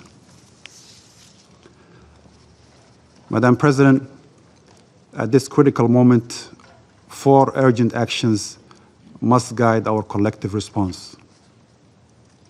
First, uphold international law and the UN Charter. We call for respect of the sovereignty and territorial integrity of all states and adhere to the principles of good neighborliness and to resolve disputes through peaceful means. Violations of these principles imperil countless lives and deepen regional crisis. Second, pursue de-escalation and comprehensive ceasefire. We urge all sides to work towards de-escalation and achieve immediate and unconditional ceasefire in order to restore calm and confidence-building measures. The Security Council must support every diplomatic initiative aimed at reducing tensions and preventing further conflict. Third, the return to negotiations on non-proliferation. Somalia reaffirms the urgent necessity of returning to negotiations regarding the Iranian nuclear program. Our delegation believes that the only viable path forward is a swift recommitment to talks on non-proliferation in line with relevant international resolutions. We further reiterate our call for the establishment of a Middle East zone free of nuclear weapons and for all regional states to join the Treaty on the Non-Proliferation and Nuclear Weapons. Lastly, protection of civilians and safeguarding nuclear facilities. We emphasize the paramount importance of protecting civilians and civilian infrastructure. Also, we urge all parties to exercise restraint and refrain from targeting nuclear facilities, particularly under IAEA safeguards, given the grave risks such actions pose to populations, regional stability, and the environment. Equally important is to guarantee freedom of navigation in international waterways and to refrain from actions that undermine maritime security. To conclude, Madam President, the challenges before us demand a collective, measured response rooted in dialogue, mutual respect, and a renewed commitment to multilateralism. Our delegation stands ready to engage constructively with the international community to advance peace, stability, and security for all states in the Middle East. We urge all parties to act with responsibility and wisdom, placing the well-being of the region's people above all other considerations. Our delegation echoes the SG call to give peace a chance and reiterates its call to seize this moment to redouble efforts for de-escalation and a return to negotiations and a sustainable diplomatic process. I thank you. I thank the representative of Somalia for his statement, and I give the floor to the representative of Pakistan. Thank you, Madam President, for convening this yet another emergency meeting of the Security Council. And I would also like to join colleagues in thanking the Secretary General for his remarks. You couldn't be clearer than that, Secretary General. Thank you. I would also like to thank ASG Shenka and Director General Grossi for their important briefings.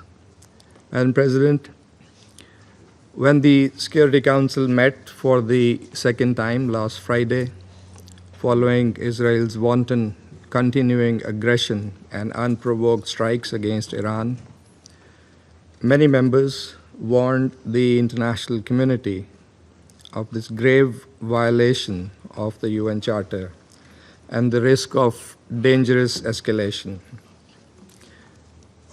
We have heard the same today around the table from council members as well as the Secretary General and other briefers. But tragically, developments over the past 24 hours have only confirmed those warnings.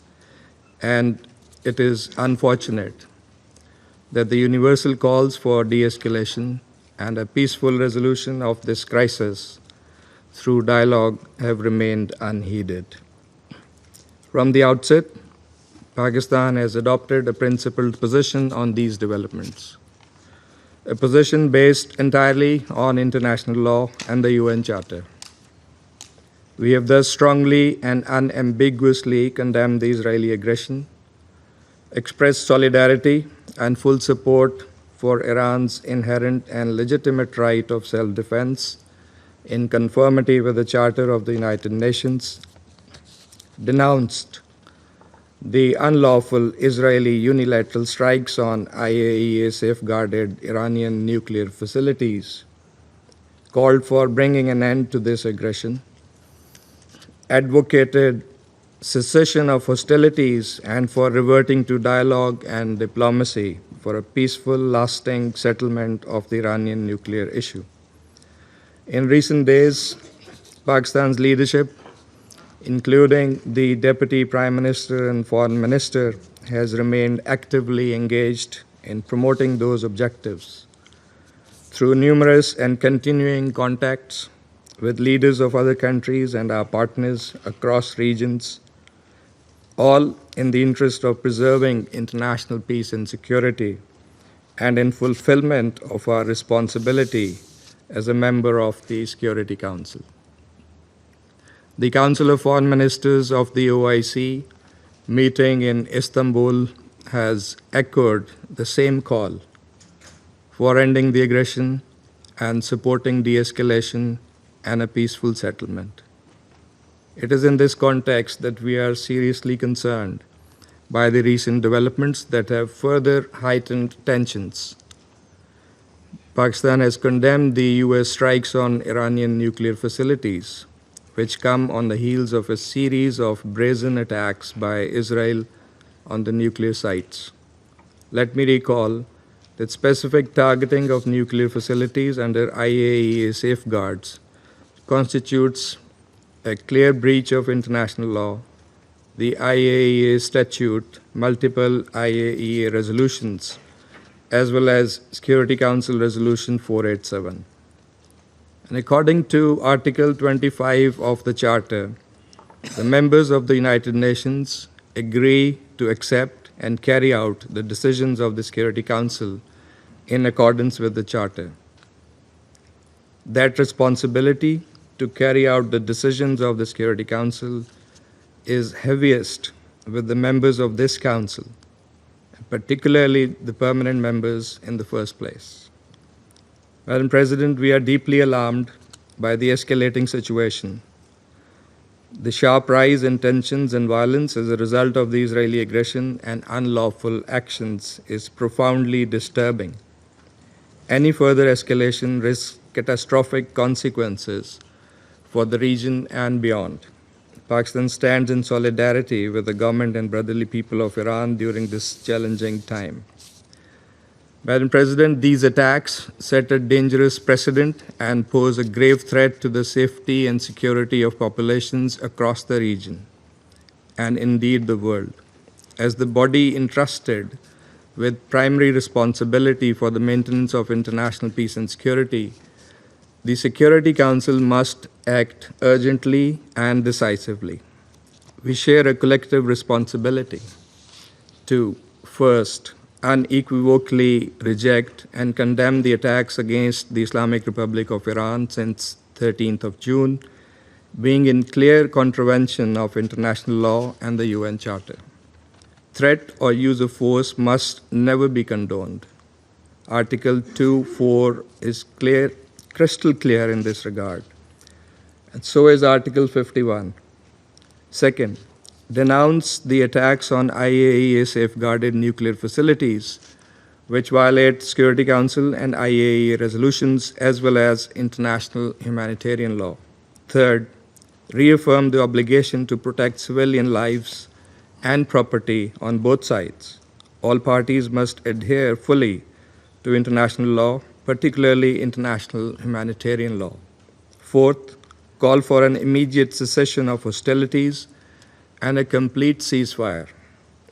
Fifth, promote urgent recourse to dialogue and diplomacy consistent with the purposes and principles of the UN Charter to find a peaceful and lasting resolution to the Iranian nuclear issue. Madam President, in pursuit of these objectives, Pakistan has joined China and Russia in circulating a draft resolution. Among other things, this resolution calls for an immediate and unconditional ceasefire, urges all parties to refrain from further escalation, demands the urgent protection of civilians and civilian infrastructure, and supports a diplomatic path forward on the Iranian nuclear issue that is acceptable to all parties. And listening to similar concerns and priorities expressed by many of the Council members today, we sincerely hope that the draft resolution will receive the Council's support, enabling it to respond with unity and resolve urgently and effectively in line with the gravity of the situation. And Pakistan stands ready to engage constructively with all Council members in this regard.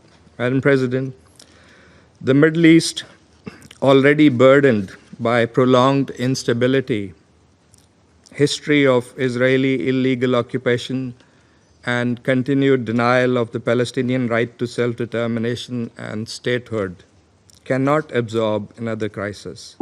We must act now to prevent the situation from spiraling further out of control. History has taught us that the use of force and unilateral military actions only deepen conflicts and entrench divisions, with tragic human and humanitarian consequences. Dialogue and diplomacy remain the only path forward. These must be pursued with seriousness and sincerity by all. I thank you. I thank the representative of Pakistan for his statement, and I give the floor to the representative of Algeria.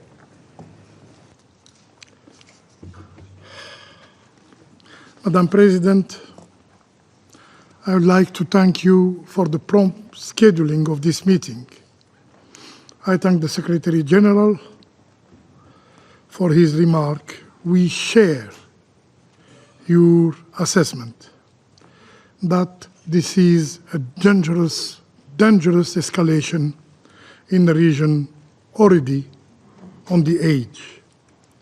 And we echo your pressing call on member states to de-escalate and to uphold their obligation under the UN Charter and other rules of international law.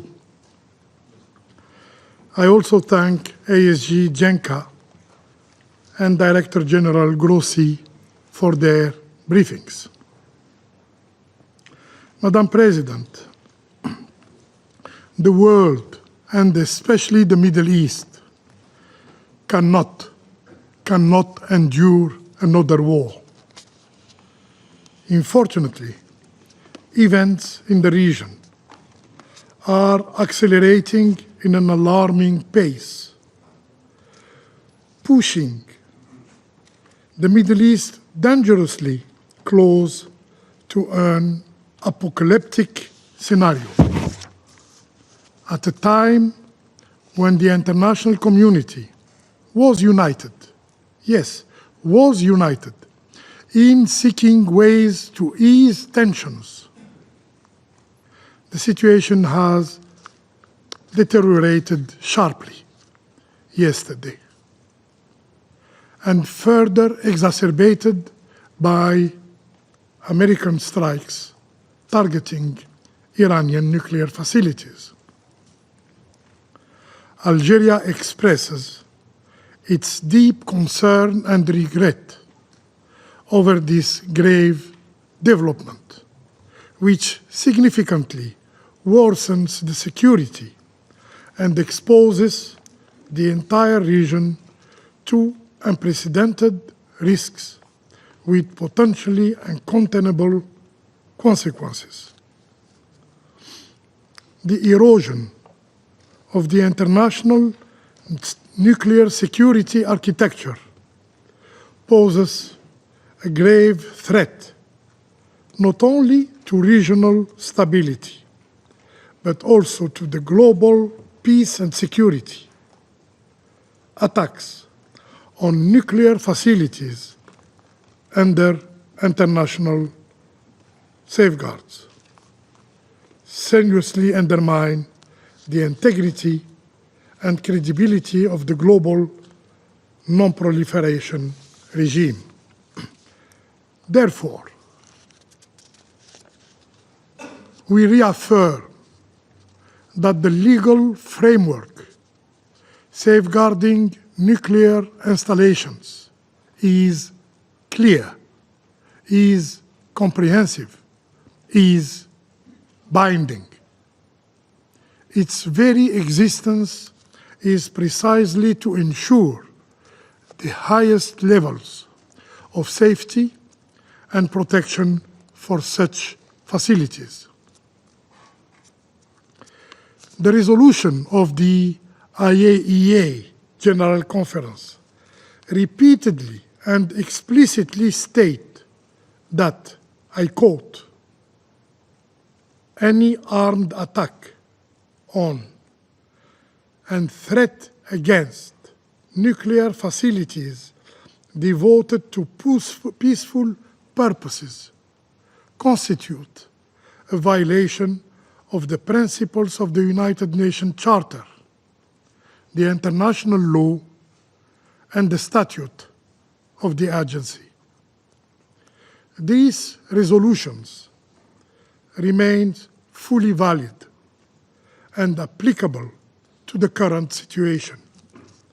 Under no circumstances should nuclear facilities be subject to attack. Upholding international law is not optional. It is a binding obligation upon all member states. Madam President, what lies ahead? What space remains for diplomacy? What responsibility rests with this Security Council? What we are witnessing today is a profound and perilous reversal. War has become the denial of diplomacy and politics by all means. Diplomacy, our job, long regarded as the primary tool for conflict resolution, is now being compelled to yield, to step aside, to allow force to take precedence. And this Council, for some, and especially for Middle East issues, its restraint, its silence, yes, silence, is seen as more useful than its action. What then of negotiation, of agreements, of the essence of the United Nations, its charter, its principles, and of international law? They too are being bypassed, negated, disregarded, and finally, discredited.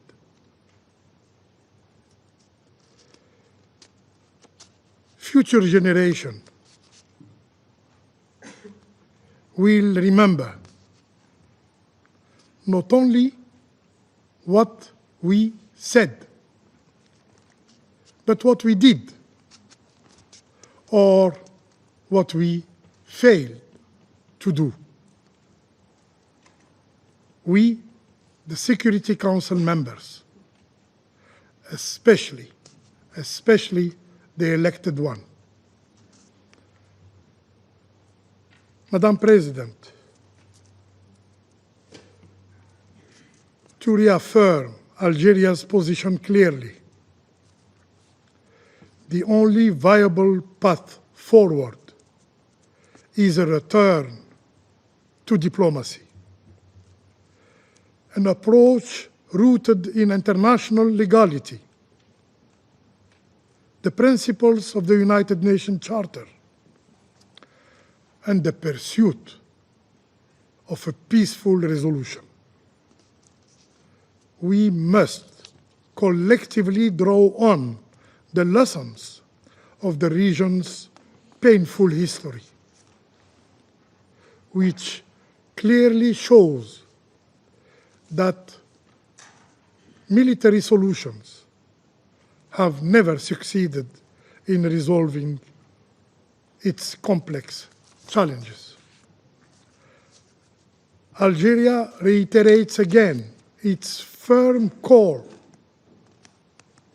for an immediate ceasefire, a return to the negotiating table, and a sincere commitment by all concerned parties to finding a peaceful and negotiated solution to the Iranian nuclear issue, including the lifting of sanctions.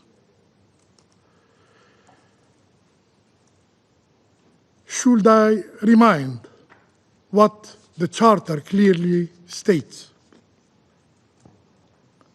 I quote, "All members shall settle their international dispute by peaceful means." End of quote. I thank you. I thank the representative of Algeria for his statement. I shall now make a statement in my capacity as representative of Guyana. I thank you, Secretary General Antonio Guterres, for your presence here today and for your remarks. I also express our appreciation to Assistant Secretary General Miroslav Yencha and IAEA Director General Grossi for responding swiftly to our urgent request to brief the Security Council. Colleagues, just 2 days ago, we met in these chambers and made urgent calls for diplomacy and de-escalation in relation to the ongoing conflict between Israel and Iran. The Secretary General appealed to give peace a chance, and many of us echoed that call. Guyana, like so many other countries, including on this Council, has consistently called for Israel and Iran to exercise maximum restraint and to avoid any miscalculations that would further plunge the region into deeper crisis. Colleagues, for months, we have listened to the increasingly dangerous rhetoric and threats. However, what we need at this time is leadership and diplomacy. In this context, Guyana offers the following considerations. First, what is unfolding in the Middle East concerns us all. We must renew our calls for de-escalation and urge the concerned parties to step back and return to diplomacy and dialogue. We call on influential states to encourage the parties in this direction. Resist the temptation to fan the flames of conflict, given the potentially grave humanitarian and security impacts, as well as the attendant effects on global trade, including oil prices and food security. Second, We urge the members of this Council to urgently address the grave threat posed by this conflict to international peace and security, to uphold their obligations under the UN Charter, and take decisive action to end the hostilities. We must ensure that the parties avoid being trapped in a retaliatory tit-for-tat loop of violence that undermines regional and global peace and security. Finally, the headwinds we face are indeed testing our collective resolve. Guyana reiterates its call for all parties to abide by the principles of the United Nations Charter and to respect and uphold international humanitarian law, particularly the principles of distinction, proportionality, and precaution, and ensure the protection of civilians and civilian objects. We also reiterate that the right to self-defense absolves neither party of their responsibilities and obligations under international law. I thank you. I resume my function as President of the Council. Before opening the floor, I would like to remind all speakers that this is a formal meeting of the United Nations Security Council and of the need to ensure proper decorum in the delivery of their statements and to refrain from personal attacks. I now give the floor to the representative of the Islamic Republic of Iran. Thank you. In the name of God, the compassionate, the merciful, thank you, Madam President, for your valuable effort to promptly convening this emergency meeting in your capacity as the President of the Security Council. We welcome the presence of Secretary General at this meeting, and we also listen to the statement made by the ASG, Mr. Jenka. We appreciate all those members who have chosen to stand on the right side of history and thus strongly condemned the act of aggression of the United States and the Israeli regime against my country. Madam President, I address this Council today for the third time since the brutal aggression against my country, first by the Israeli regime on June 13th and now by the United States. I speak with utmost urgency and grave concern on behalf of our people, a peace-loving nation of nearly 100 million people. Today, another stain was recorded in the political history of the United States. After the illegitimate Israeli regime failed to do the worst dirty work, Trump was forced in the early hours of Sunday, June 22, to personally carry out the most sordid part of this vile agenda. Once again, the internationally wanted war criminal Netanyahu succeeded in hijacking U.S. foreign policy, dragging the United States into yet another costly, baseless war. America has once more recklessly chosen to sacrifice its own security merely to safeguard Netanyahu. Once again, the world has witnessed the blatant corruption of the U.S. political system and its leaders. As an independent, peace-seeking nation, the Islamic Republic of Iran had repeatedly warned the warmongering U.S. regime to refrain from stumbling into this quagmire. Even though Iran reserves its full and legitimate right under international law to defend itself against this blatant U.S. aggression and its Israeli proxy, the timing, nature, and scale of Iran's proportionate response will be decided by its armed forces. Throughout history, the resilient and united Iranian nation has withstood deeper wounded and faced more vicious enemies, and this time too. It will show its dignity, strength, and greatness to the world. Over the past 10 days, the Israeli barbaric assault, the international bodies, including the UN Security Council and the International Atomic Energy Agency, have been provided with all the necessary information and warning. Yet, they have proven once again that the so-called 8 decades-long quest to prevent war and aggression is hollow and powerless in practice. Madam President, history will not forget these tragic days. It is profoundly heartbreaking that a peace-loving country, one of the founder of the United Nations with over 5,000 years of culture and civilization, responsible party to the UN Charter and the NPT, and non-nuclear weapon state, has been under armed attack by an illegitimate regime, no, by its chief backer, the United States, but poses thousands of nuclear warheads. The United States, a permanent member of this council, the depositary of the NPT, and the only state that has ever used nuclear weapons, murdering millions in 2 cities, has now once again resorted to illegal force, waged a war against my country under a fabricated and absurd pretext, preventing Iran from acquiring nuclear weapons. What a bitter and tragic irony. Madam President, this US and Israeli regime aggression is a clear and flagrant breach of international law.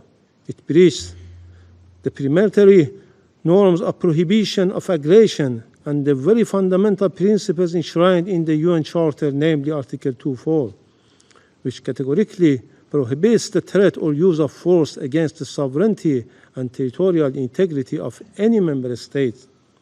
This illegal act also violates the Charter, a statute of the IAEA, relevant resolution of the Agency General Conference, Security Council Resolution 487 and 2231, as well as the NPT itself. Colleagues, while the representative of the United States continues to make baseless accusations against Iran, the international community is well aware of the well-documented and dark record of military intervention, illegal use of force against other sovereign states, and sponsorship of terrorism by the United States in the Middle East and across the world. The facts speak for themselves. All US allegations against Iran are unfounded, with no legal basis, and politically motivated. One clear example is the horrific and cowardly assassination of martyr Major General Qasem Soleimani and his companions. He was cowardly and deliberately assassinated while visiting Iraq at the formal request of the Iraqi government. This crime, carried out by the United States forces on direct order of the then President of the United States, who yesterday again claims the responsibility for such a heinous crime. Major General Soleimani remains a hero for our people and the nation in the region for countering terrorist groups, in particular Daesh. Madam President, from its illegal invasion of Iraq and Afghanistan to its catastrophic intervention to Libya, the United States had ignored the UN Charter, shattered entire societies, and destabilized the region for decades. The people of these countries continue to pay the price for these reckless policies. Madam President, Israeli attack on June 13 and the US aerial strike on June 21 did not occur in vacuum. They are a direct result of the illegal and politically motivated actions of the United States and its European partners, the United Kingdom, France, and Germany, as well as biased conduct of the IAEA Director General. Undoubtedly, the United States, the UK, and France, 3 permanent members of this council, along with the Israeli regime and the IAEA General Director, will bear full responsibility for the death of innocent civilians in Iran, especially women and children, and for destruction of vital civilian infrastructure. Madam President, Iran was preparing for the next round of diplomatic engagement with the United States on June 15, only for Israel to strike Iran 2 days before those talks could take place. In fact, Israel decided to destroy diplomacy. The so-called offer of diplomacy was nothing more than a deceitful policy to mislead the international community. This week, as our foreign minister held talks with the E3 European Troika and the European Union, the United States decided to destroy the diplomacy.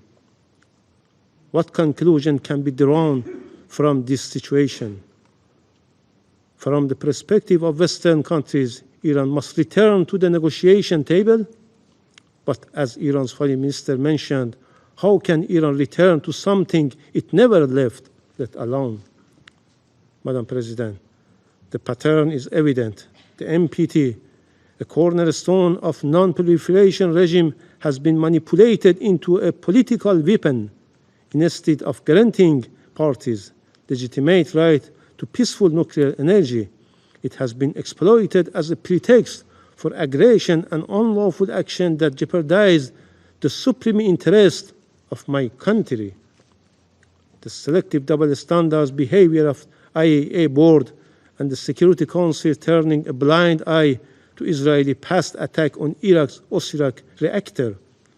It assaults on Iran nuclear sites under IAEA safeguards, and its ongoing aggression is a moral, political, and legal disgrace. This shame will forever tarnish the credibility of these international bodies. With such blatant bias, there is no assurance that the other NPT member will not face similar aggression. Madam President, for more than 2 decades, Israeli, an outlaw nuclear-armed regime that refused to join the NPT despite Security Council Resolution 487, has promoted the deceitful and false narrative that Iran is on the cusp of acquiring a nuclear weapon, while there has not been even one shred of evidence to substantiate such baseless allegation. Iran's consistent diplomatic engagement made in good faith, leading to the JCPOA and its full compliance with the commitment therein with the UN Security Council Resolution 2231, demonstrate the very peaceful nature of its nuclear program. Madam President, Iran is acting within its inherent unlawful right of self-defense under Article 51 of the UN Charter. We will take all measures deemed necessary at our disposal to protect our people, our sovereignty, territorial integrity, national and vital interests, and our peaceful nuclear program in accordance with international law. Once again, I would like to remind this esteemed body of its legal and moral obligation. If this Council and the United Nations built to maintain international peace and security fail to act at this decisive moment, they will forever lose their credibility and relevance. Israel and the United States are the chief culprits for eroding the rule of law, undermining international law, the IAEA statute, and the non-proliferation regime. However, the silence, double standards, and complicity of international organizations and some Western countries, including France and the UK, are equally reprehensible. The UN Security Council should immediately act under Chapter 7 of the United Nations Charter to redress such injustice and gross violation by strongly condemning the blatant aggression, violation, and heinous crimes committed against the Islamic Republic of Iran, adopting effective enforcement action against the aggressor, hold the United States and Israeli regime fully accountable, place the Israeli nuclear facilities under agency safeguard. This is a historic test for this Council, for the United Nations as a whole. Every state and every responsible actor must rise to this occasion and condemn without ambiguity. These blatant crimes, failure to do so will lead to the gradual decline of the very aspiration of the non-proliferation regime and normalize a dangerous precedent when might our rights, right, and where the fundamental principles of the UN Charter are trampled without consequences. Madam President, distinguished colleagues, we stand at the crossroads. Let us be the moment we put an end to impunity, the moment we uphold the principles on which this Council was founded. This Council must act decisively. Silence will be complicity in these crimes. If this Council fails to act and condemn this blatant aggression, the stain of complicity will forever remain on its conscience as it does with Gaza. I thank you. I thank the representative of the Islamic Republic of Iran for his statement, and I give the floor to the representative of Israel. Thank you, Madam President. First, I would like to thank the Secretary General, ASG Yancha, Director General Grossi, for your remarks. Madam President, last night, history changed. The United States of America struck Iran's nuclear sites at Fordo, Natanz, and Isfahan. The United States, the leader of the free world, removed the greatest existential threat facing the free world. Just like our Operation Rising Lion, this was not a war of choice. This action was a necessity. It was a righteous act for the United States, for Israel, for the Middle East, and for the world. So the entire world should say on record today, here and now, thank you. Thank you to the United States for removing the greatest threat to global security. Thank you, President Trump, for acting when so many hesitated. Thank you for protecting the free world with strength and with moral clarity. Now, some come here to denounce the United States and Israel. So let me ask you, where were you? Where were you when Iran raced toward the bomb? Where were you when it enriched uranium far beyond the point of civilian usage? When it buried entire fortress beneath mountain to prepare for our extermination? Where were you when Iran turned negotiation into theater and deceit into strategy? You were silent. You were complicit. You were afraid. You were bystanders. Months ago, I sat before this council and called for a coalition of the courageous.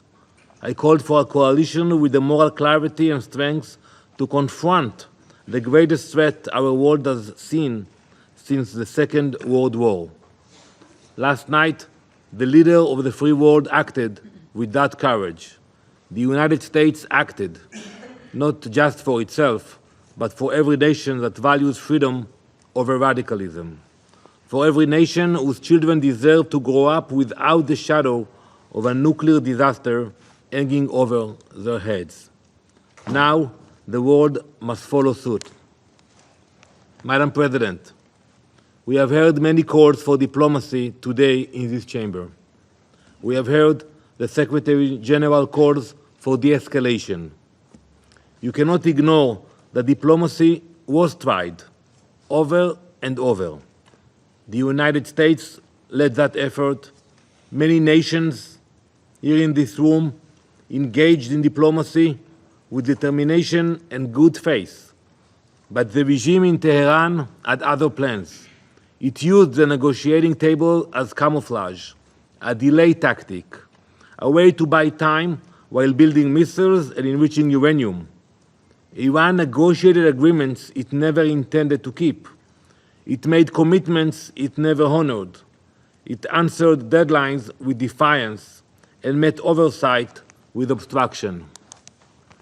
The free world gave it every chance.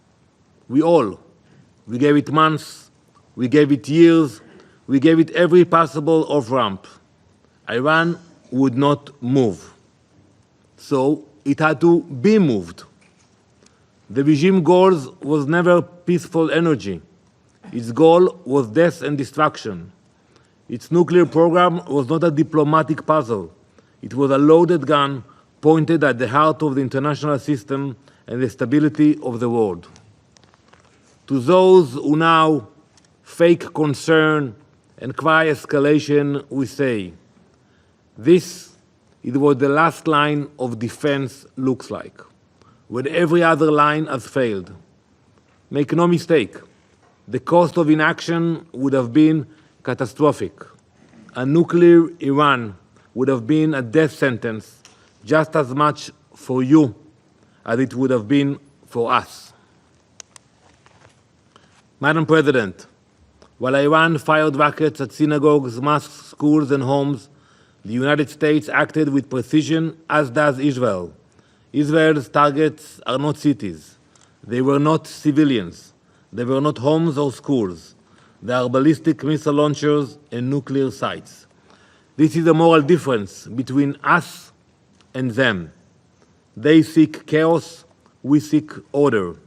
They build weapons to destroy the world, we build partnerships to protect it. As you all know, we have already gained air superiority across Iranian skies. We have acted with purpose. We have acted with restraint. And we will act with the moral clarity that has always defined our people. Iran's reach extends far beyond our borders. It arms militias in Iraq. It commands terror in Lebanon. It funds Houthis in Yemen. It plots murder in Europe. And it threatens every capital in the West with its growing arsenal of ballistic missiles. You cannot sit this one out. You cannot condemn the firefighters while the arsonist tries to light more fires. You cannot protect peace by appeasing evil. Colleagues, Israel did not seek this moment. But when that moment came, we did not flinch. We know what happens when the world turns a blind eye to threats too terrible to imagine. This time, we acted. And this time, we were not alone. Let the record show, when the world stood at the edge of a nuclear disaster, America stepped forward. When time ran out, America showed courage. And when the moment came to confront the forces of extinction, America led. Now it is time for the rest of the world to guarantee that the threat of a nuclear Iran never returns. Thank you, Madam President. I thank the representative of Israel for his statement, and I give the floor to the representative of Kuwait. شكرا السيدة الرئيسة.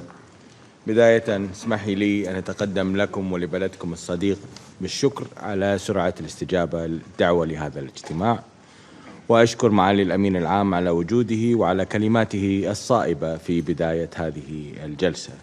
والشكر موصول كذلك إلى ميروسلاف وإلى رافائيل جروسي على مداخلاتهم القيمة. سادة أعضاء مجلس الأمن، بالنيابة عن دول مجلس التعاون لدول الخليج العربية والتي تضم كل من دولة الإمارات العربية المتحدة ومملكة البحرين والمملكة العربية السعودية ودولة قطر سلطنة عمان وبلاد دولة الكويت، فإننا نؤكد بأن المجموعة الخليجية تتابع ببالغ القلق التطورات المتسارعة في المنطقة، لا سيما تلك الأخيرة التي شملت استهدافا للمنشآت نووية داخل أراضي الجمهورية الإسلامية الإيرانية في تطور خطير يهدد الأمن والاستقرار الإقليمي والدولي.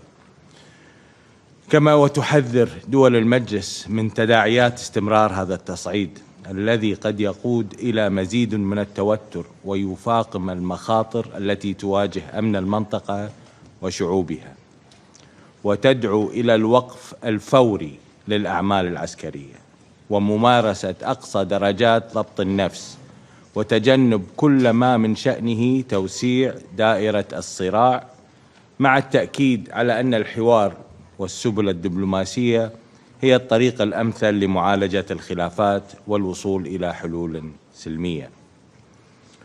وفي هذا السياق تشدد دول المجلس على أهمية اطلاع مجلس الأمن والمجتمع الدولي بمسؤولياتهم الكاملة نحو وقف هذه الانتهاكات، والعمل الجاد على ضمان احترام سيادة الدول وسلامة منشآتها الحيوية، بما في ذلك المنشآت النووية الخاضعة لنظام الضمانات الشاملة التابع للوكالة الدولية للطاقة الذرية. كما تعرب دول المجلس عن قناعتها الراسخة بضرورة تغليب الدبلوماسية والحوار لحل الخلافات ضمن مقاربات شاملة تحقق الاستقرار والازدهار والعدالة، وتعيد التأكيد على ضرورة مضافعة الجهود الهادفة لإيجاد حلول سياسية تكفل إنهاء الأزمة بما يؤدي إلى فتح صفحة جديدة من الأمن والاستقرار في المنطقة. وفي الختام السيد الرئيس، فإن دول مجلس التعاون تلتزم التزاما راسخا بدعم كافة الجهود الإقليمية والدولية الرامية إلى نزع فتيل الأزمة وترسيخ الأمن والاستقرار والحفاظ على مصالح الشعوب في المنطقة والعالم. وشكرا السيد الرئيس. I thank the representative of Kuwait for his statement, and I now give the floor to the representative of Iraq.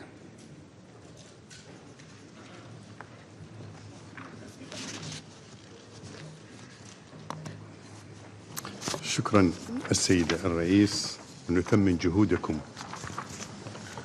على عقد هذه الجلسة الطارئة، ونشكر معالي الأمين العام على مشاركتي في هذه الجلسة وإدراكه لخطورة الوضع الحالي وتداعياته ودعوته إلى التهدئة. كما نشكر وكيل الأمين العام والسيد مدير عام الوكالة الدولية على إيجازهما. السيد الرئيس، يجتمع مجلس الأمن في جلسة طارئة هذا اليوم وهو يحمل على عاتقه أمانة الحفاظ على السلم والأمن الدوليين في وقت تشهد فيه منطقتنا تصعيدا خطيرا يهدد بزعزعة الاستقرار الإقليمي والدولي. وأن العراق إذ يتحدث بصوته المعتدل فإنه يعبر عن قلق بالغ إزاء التطورات المتسارعة والخطيرة التي تشهدها المنطقة، وفي مقدمتها التصعيد العسكري المستمر وما تبعه من هجوم عسكري ضد 3 مفاعلات داخل الأراضي الإيرانية. وفي الوقت الذي يدين العراق هذا الهجوم نؤكد أنه يشكل تصعيدا خطيرا وتهديدا مباشرا للسلم والأمن الإقليمي والدولي، ويزيد من احتمالية اتساع رقعة الصراع والحرب ودخول أطراف إقليمية ودولية أخرى فيه دون تفويض من مجلس الأمن، مما يثير تساؤلات جدية حول احترام النظام الدولي القائم على الشرعية الدولية. السيد الرئيس، إن ما شهدته المنطقة والصراع الحالي من تطورات يمثل اختبارا حقيقيا للنظام الدولي القائم على مبادئ القانون الدولي وميثاق الأمم المتحدة. فالتصرفات الأحادية التي تتجاوز مجلس الأمن تضعف من هيبة المنظمة الدولية وتفتح الباب أمام فوضى عسكرية لا يمكن التنبؤ بعواقبها. كما أن استهداف المنشآت النووية بغض النظر عن الخلافات حولها يشكل سابقة خطيرة تتعارض مع الجهود الدبلوماسية الرامية إلى معالجة الملف النووي عبر الحوار والضوابط الدولية، لا سيما دور الوكالة الدولية للطاقة الذرية. كما نؤكد أن استهداف منشآت نووية معلنة يعد سابقة خطيرة في نظام عدم الانتشار والنظام الضمانات الشامل، كما أشار إليه قرار مجلس الأمن 487 وقرار مجلس محافظي الوكالة لعام 1981، ويتعارض مع أحكام المادة 4 من معاهدة عدم انتشار الأسلحة النووية، والتي تكفل لجميع الدول الأطراف الحق في تطوير واستخدام الطاقة النووية لأغراض سلمية ضمن إطار الشفافية والرقابة الدولية. كما أن استهداف المنشآت النووية قد تؤدي إلى تسربات إشعاعية كارثية تتجاوز حدود الدولة المستهدفة وتشكل تهديدا مباشرا لحياة الإنسان والبيئة في الدول المجاورة ومنها العراق، ولا سيما مع خطورة التسرب الإشعاعي العابر للحدود وتأثيراته على دول المنطقة وشعوبها الذي يشكل خطرا فادحا، ونحذر من الآثار البيئية والإنسانية الوخيمة. ويؤسفنا أن نشير إلى أن هذا التطور العسكري قد ضيق المساحة الزمنية والفرص الدبلوماسية أمام أي حل سلمي محتمل، ولم يتح الفرصة الكافية للمفاوضات والمساعي السياسية لاحتواء التوتر، كما حال دون قيام الوكالة الدولية للطاقة الذرية بدورها الفني وفق ولايتها المحددة بموجب النظام الأساسي في التحقق من طبيعة الأنشطة النووية. السيد الرئيس، لقد شهدت منطقتنا على مدار العقود الماضية حالات متكررة من التوتر وعدم الاستقرار، حيث عانت شعوبها من ويلات الحروب والصراعات التي أزهقت الأرواح ودمرت البنى التحتية وعرقلت مسارات التنمية. واليوم نجد أنفسنا أمام منعطف خطير يهدد بإشعال حرب إقليمية شاملة، مع ما يرافق ذلك من انتهاك سيادة الدول عبر التجاوزات المتكررة للمجال الجوي والأرضي للدول المجاورة والتأثيرات الاقتصادية المدمرة، حيث تتعرض سلاسل الإمدادات العالمية لاضطرابات حادة وتواجه اقتصادات المنطقة تحديات جسيمة، والتهديد للممرات المائية التي تشكل شريانا حيويا للتجارة الدولية واقتصادات الدول. إن العراق ومن منطلق موقعه الجغرافي ودوره الإقليمي يتأثر بشكل مباشر بهذه التطورات، وقد سجلنا خروقات متكررة لمجالنا الجوي من أطراف النزاع، وهو ما نعتبره انتهاكا لسيادة العراق وخرقا لقواعد القانون الدولي ولميثاق الأمم المتحدة. نجدد هنا تأكيدنا الراسخ على رفض العراق التام لاستخدام أراضيه أو مجاله الجوي لتنفيذ عمليات عسكرية تمس أمن وسلامة دول المنطقة ومن أي طرف كان ولأي غايات. وختاما، السيد الرئيس، نؤكد على أهمية إعادة الثقة في العمل الدولي المشترك، وينبغي أن يعود مجلس الأمن ليكون المنصة الرئيسية لمعالجة الأزمات، وضرورة احترام سيادة الدول وعدم استخدام أراضيها وأجواءها في أي مواجهات عسكرية دون موافقتها، وتعزيز الحلول الدبلوماسية، وندعو إلى إحياء المسارات التفاوضية والاستفادة من الدروس في الأزمات السابقة في المنطقة، وندعو إلى ضرورة حماية المدنيين من أي أعمال عسكرية تطالهم مباشرة أو تأثيراتها عليهم. ونؤكد أيضا أن شعوب منطقتنا تنتظر من هذا المجلس أن يتحمل مسؤولياته التاريخية والقانونية في هذه اللحظة الحاسمة، وأن تعلو كلمة الحكمة والحوار، وأن نعمل جميعا من أجل إرساء أسس الاستقرار والسلام في المنطقة بناء على مبادئ العدالة واحترام القانون الدولي الإنساني. وندعو جميع الأطراف إلى تجنب المزيد من التصعيد والعودة إلى الحوار الجاد والمسؤول حفاظا على استقرار المنطقة والعالم. وشكرا جزيلا سيد الرئيس. I thank the representative of Iraq for his statement. There are no more names inscribed on the list of speakers. The meeting is adjourned.